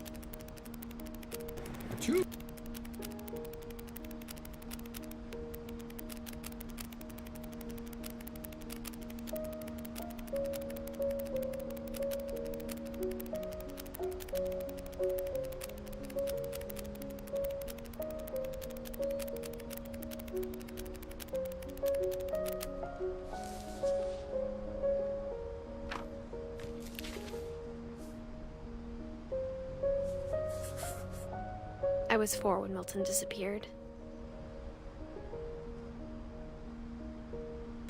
Milton got kind of shifted on the drawing quality there. He's just doesn't quite have the fidelity of some of these others. I don't know.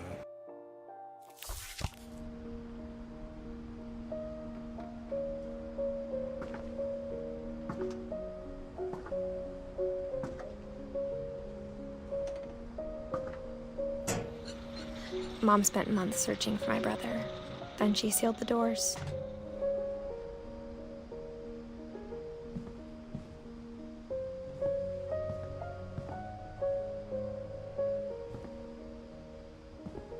Well, I guess because they don't know what happened to him, so maybe they didn't quite have a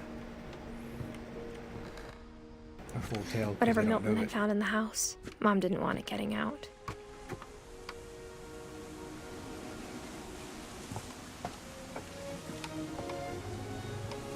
This game is really good at like kind of revealing the next path to you. Like I guess I walked right past it and didn't see it, but now when I go back, well, this is obviously the next place to go. Mom definitely blamed Edie, but I think Louis blamed himself. After he graduated, he just spent more and more time in his room, until Mom got him a job at the cannery. Where he got a lot of salmon.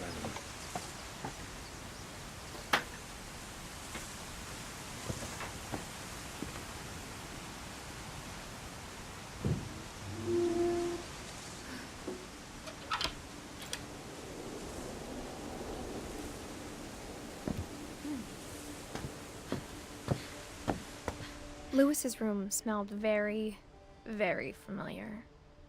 That part of him lived on.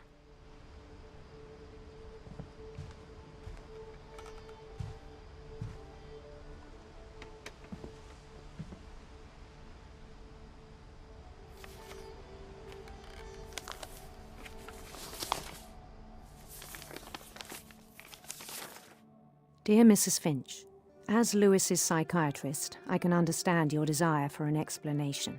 As I see it, the trouble began in January, shortly after we convinced your son to seek treatment for substance abuse.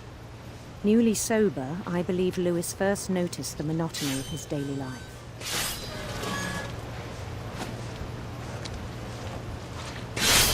He kept working at the cannery, but he withdrew part of himself. In our sessions, I saw the same behavior. His mind began to...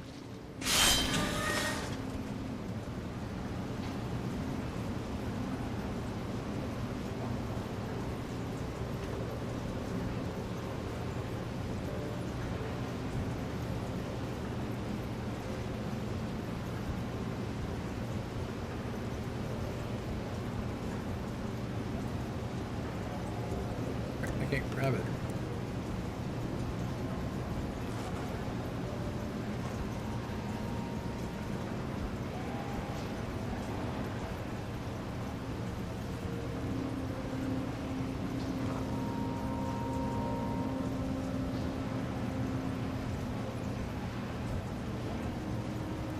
Did I break it?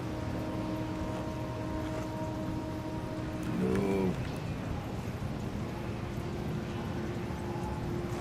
But yeah, so far, except for the fact that I couldn't bind the controls to something comfortable. Oh gosh, that's what... Wonder. I was pressing the wrong keys because they wouldn't let me rebind.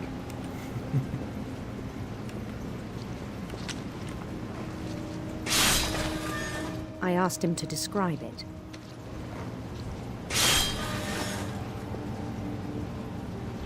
He said he started small, imagining a labyrinth.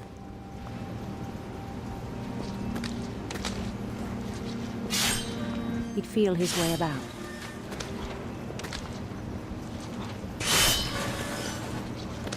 Then something moved. Bats. And toads.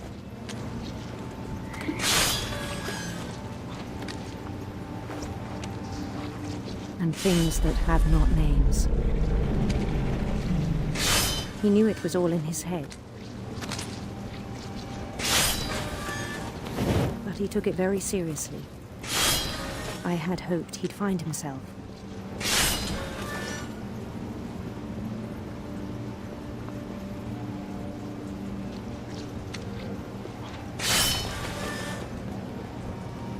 But he found something more.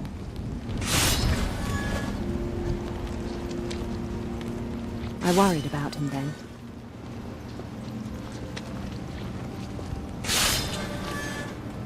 Daydreaming at the cannery, I spoke with his boss.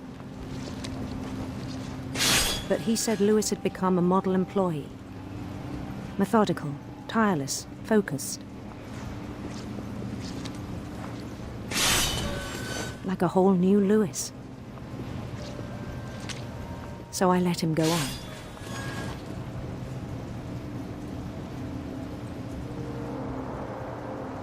I even encouraged him. It seemed very promising at first. He told me he'd made a new friend.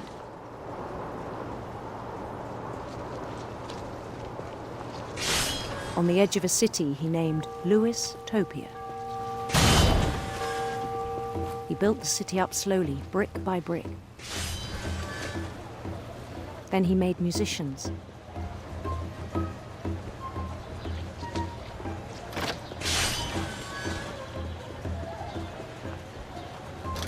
And songs for them to play. He talked about starting a band.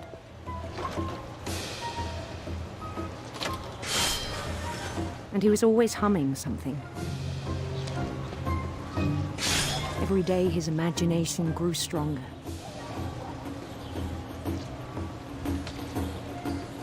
He no longer spoke at the cannery.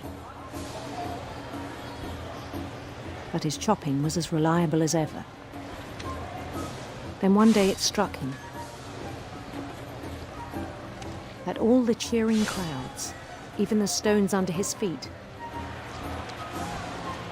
were all in his imagination, so he could do whatever he wished.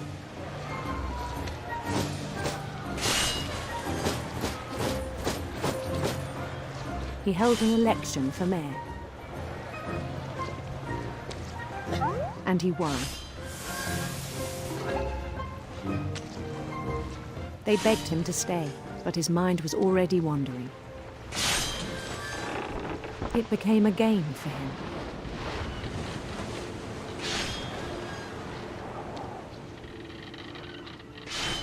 He'd conquer a city, then immediately push on. New Louisville.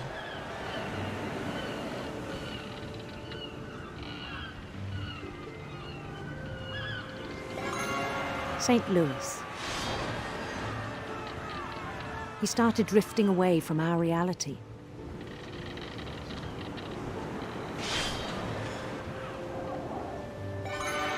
Minneapolis. Until one day he forgot to go home from the cannery. Even as his mother pleaded with him, part of Lewis kept sailing on.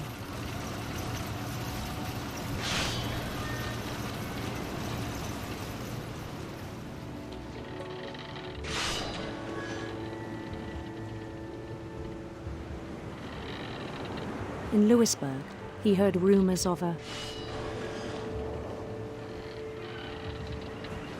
handsome queen.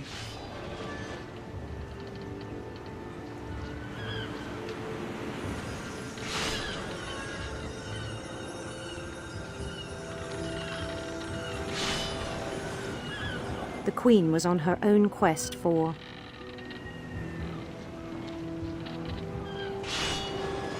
sinister serpents.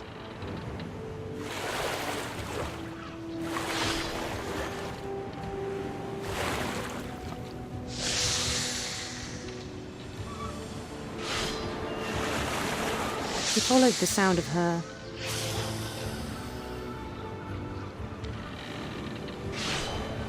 electric sitar.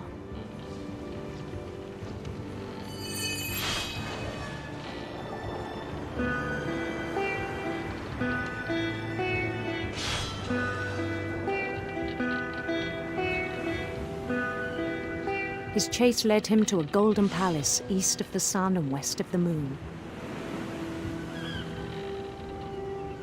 Even then, his logic remained sound. He knew the world was all in his imagination.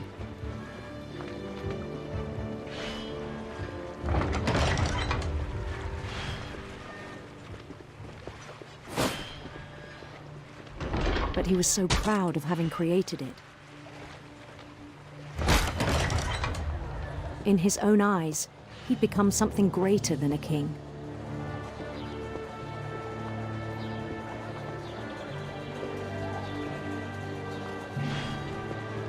For someone who'd never known success in the real world, I think it was overwhelming.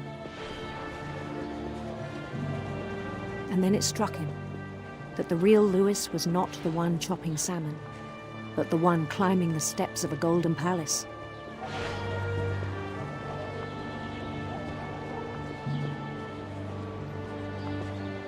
My imagination is as real as my body, he told me.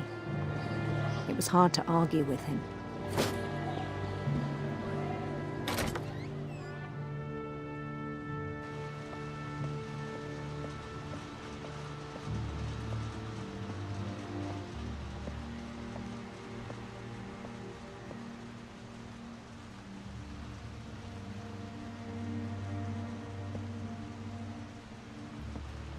He began to forget the world we know.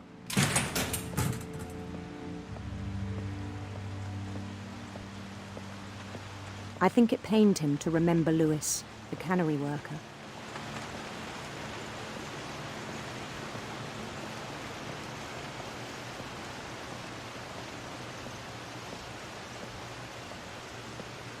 He began to despise the man with a royal contempt.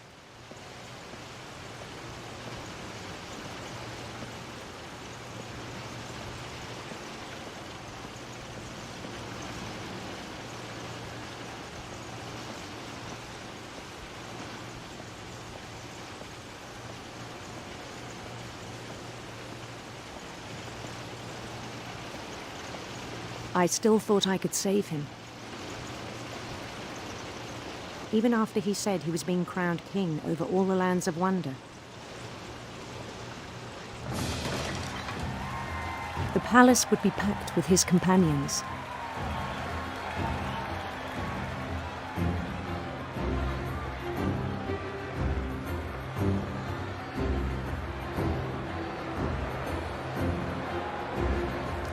Including the wise Calico who'd insisted on advising him.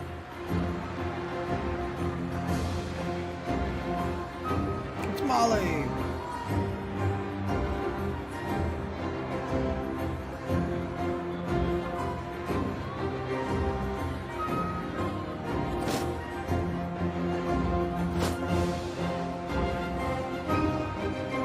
His queen waited, holding his crown.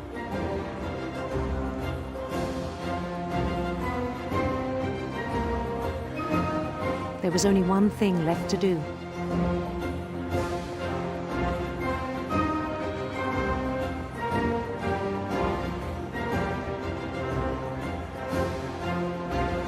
Bend down his head.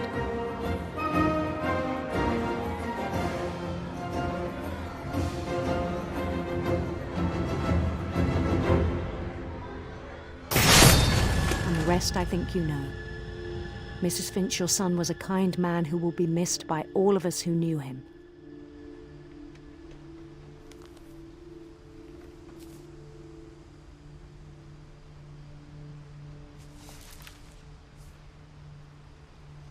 My brother was really cool. I wish you could have met him.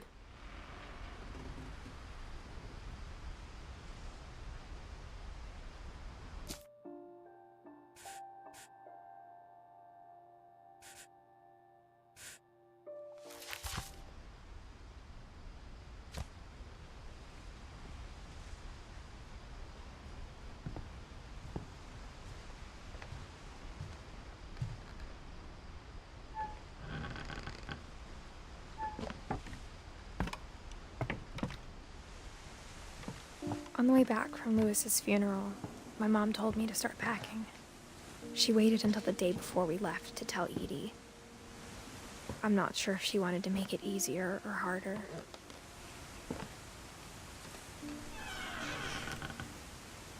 I wish we'd stayed. But I understand why we left.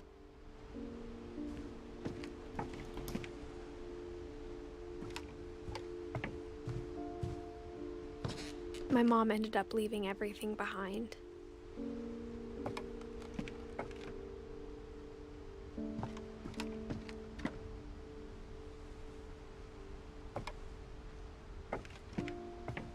What happened that night had been coming for a long time. Maybe it should have come sooner.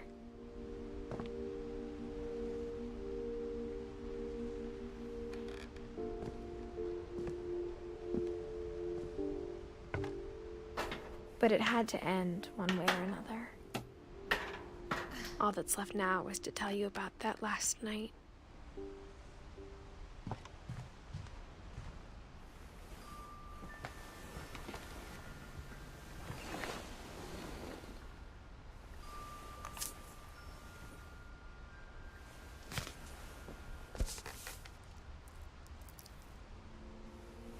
That whole last day, Edie just watched us pack and didn't say a word.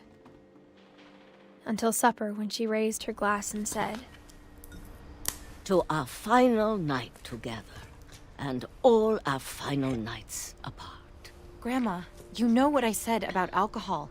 Some of your medications are very Edith, specific. I left a present for you in the hallway.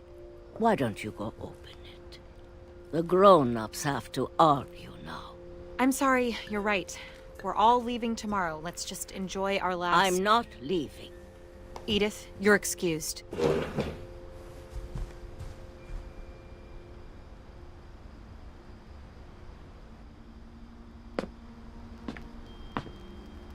The power had been shut off that morning, but Edie always had plenty of candles.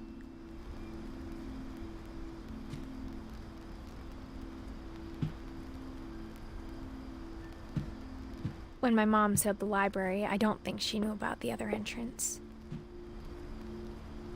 Or that Edie had a key to it.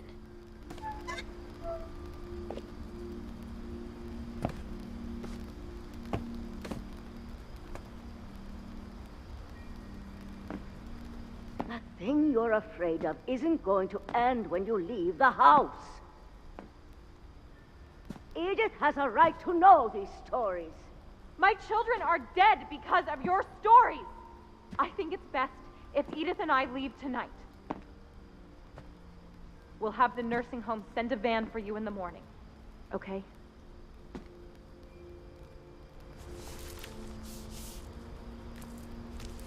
Dear Edith, there's so many stories I wish I could tell you, but there's only time for one. This is about what happened on the night you were born. That night, the tide went way, way out. It was the first and last time I ever saw the old house aground. There'd been an earthquake out in the middle of the ocean.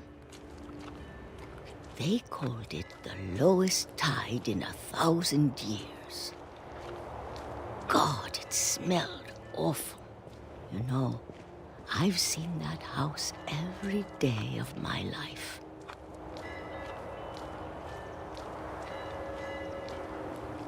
But I never thought I'd go back to it. When the fog rolled in, I lost my way.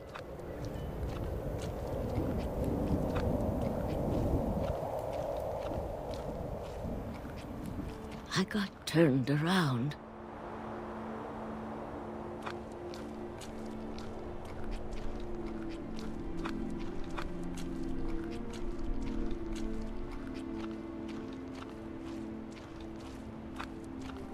For a while, I wandered.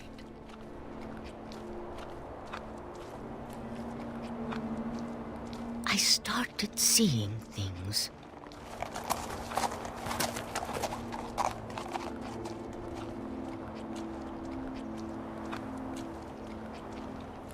Things I'd forgotten had ever existed.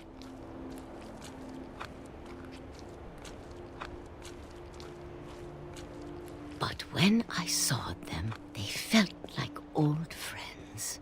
That night, a lot of things came back to me. Or maybe I came back to them.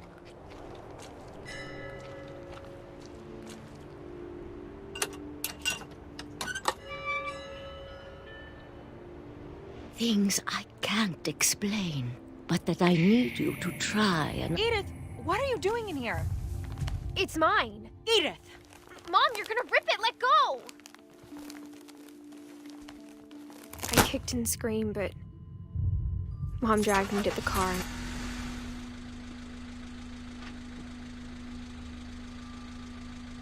I never saw Great-Grandma Edie again. The next morning, the van came to pick her up, but she was already gone. After that, we moved around a lot.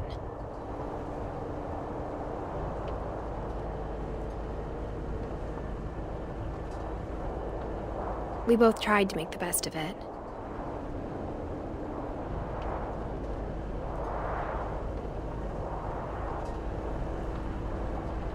A few years went by.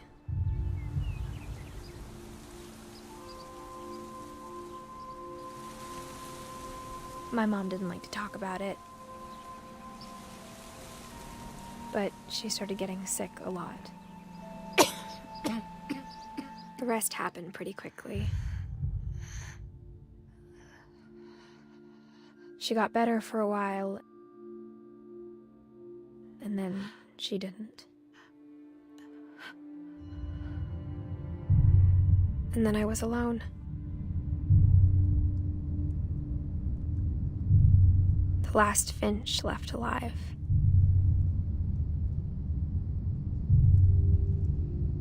Until I found out about you. I'm still not sure what to tell you about all this. If we lived forever, maybe we'd have time to understand things. But as it is, I think the best we can do is try to open our eyes. And appreciate how strange and brief all of this is.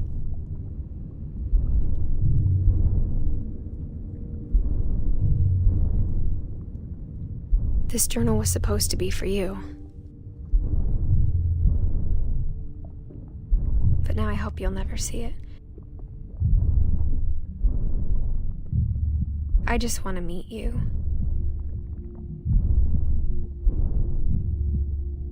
And tell you all these stories myself. But I guess if you're reading this now, things didn't work out that way.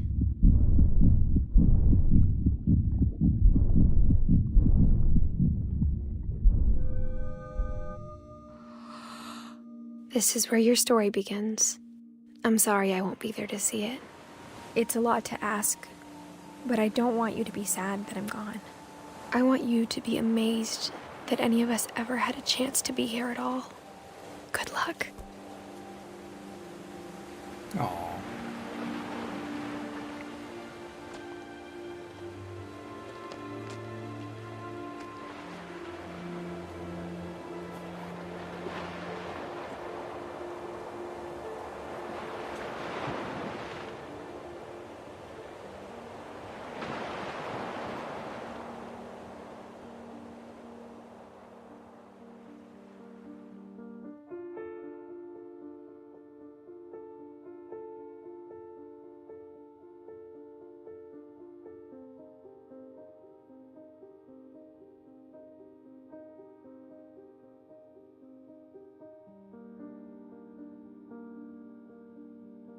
Well, all right. That was What Remains of Edith Finch. We'll hang out and see what's going on with the credits.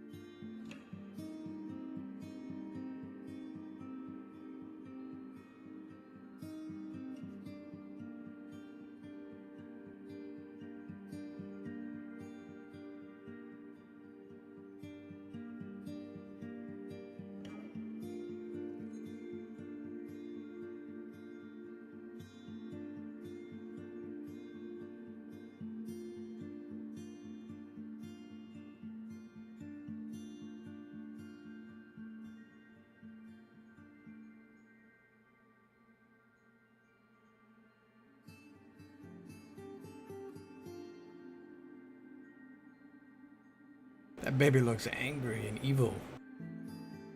Less a fuss. Fussy indeed.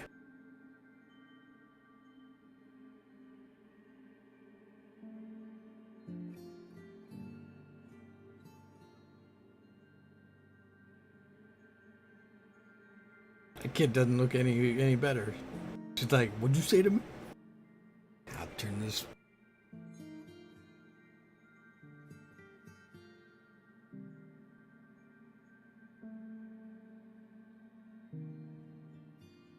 That kid's got a great haircut.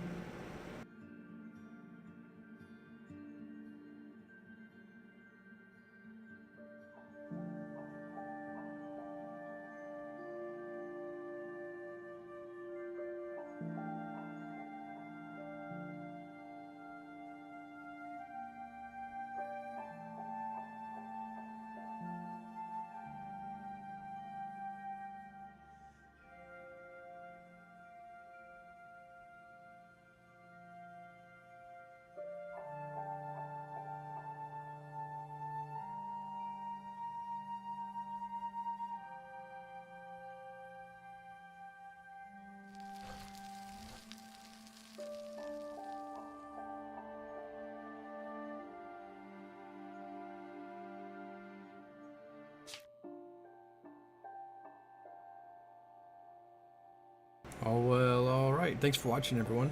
And I will see you all next week. Thanks again, Trimstar, for sharing the game.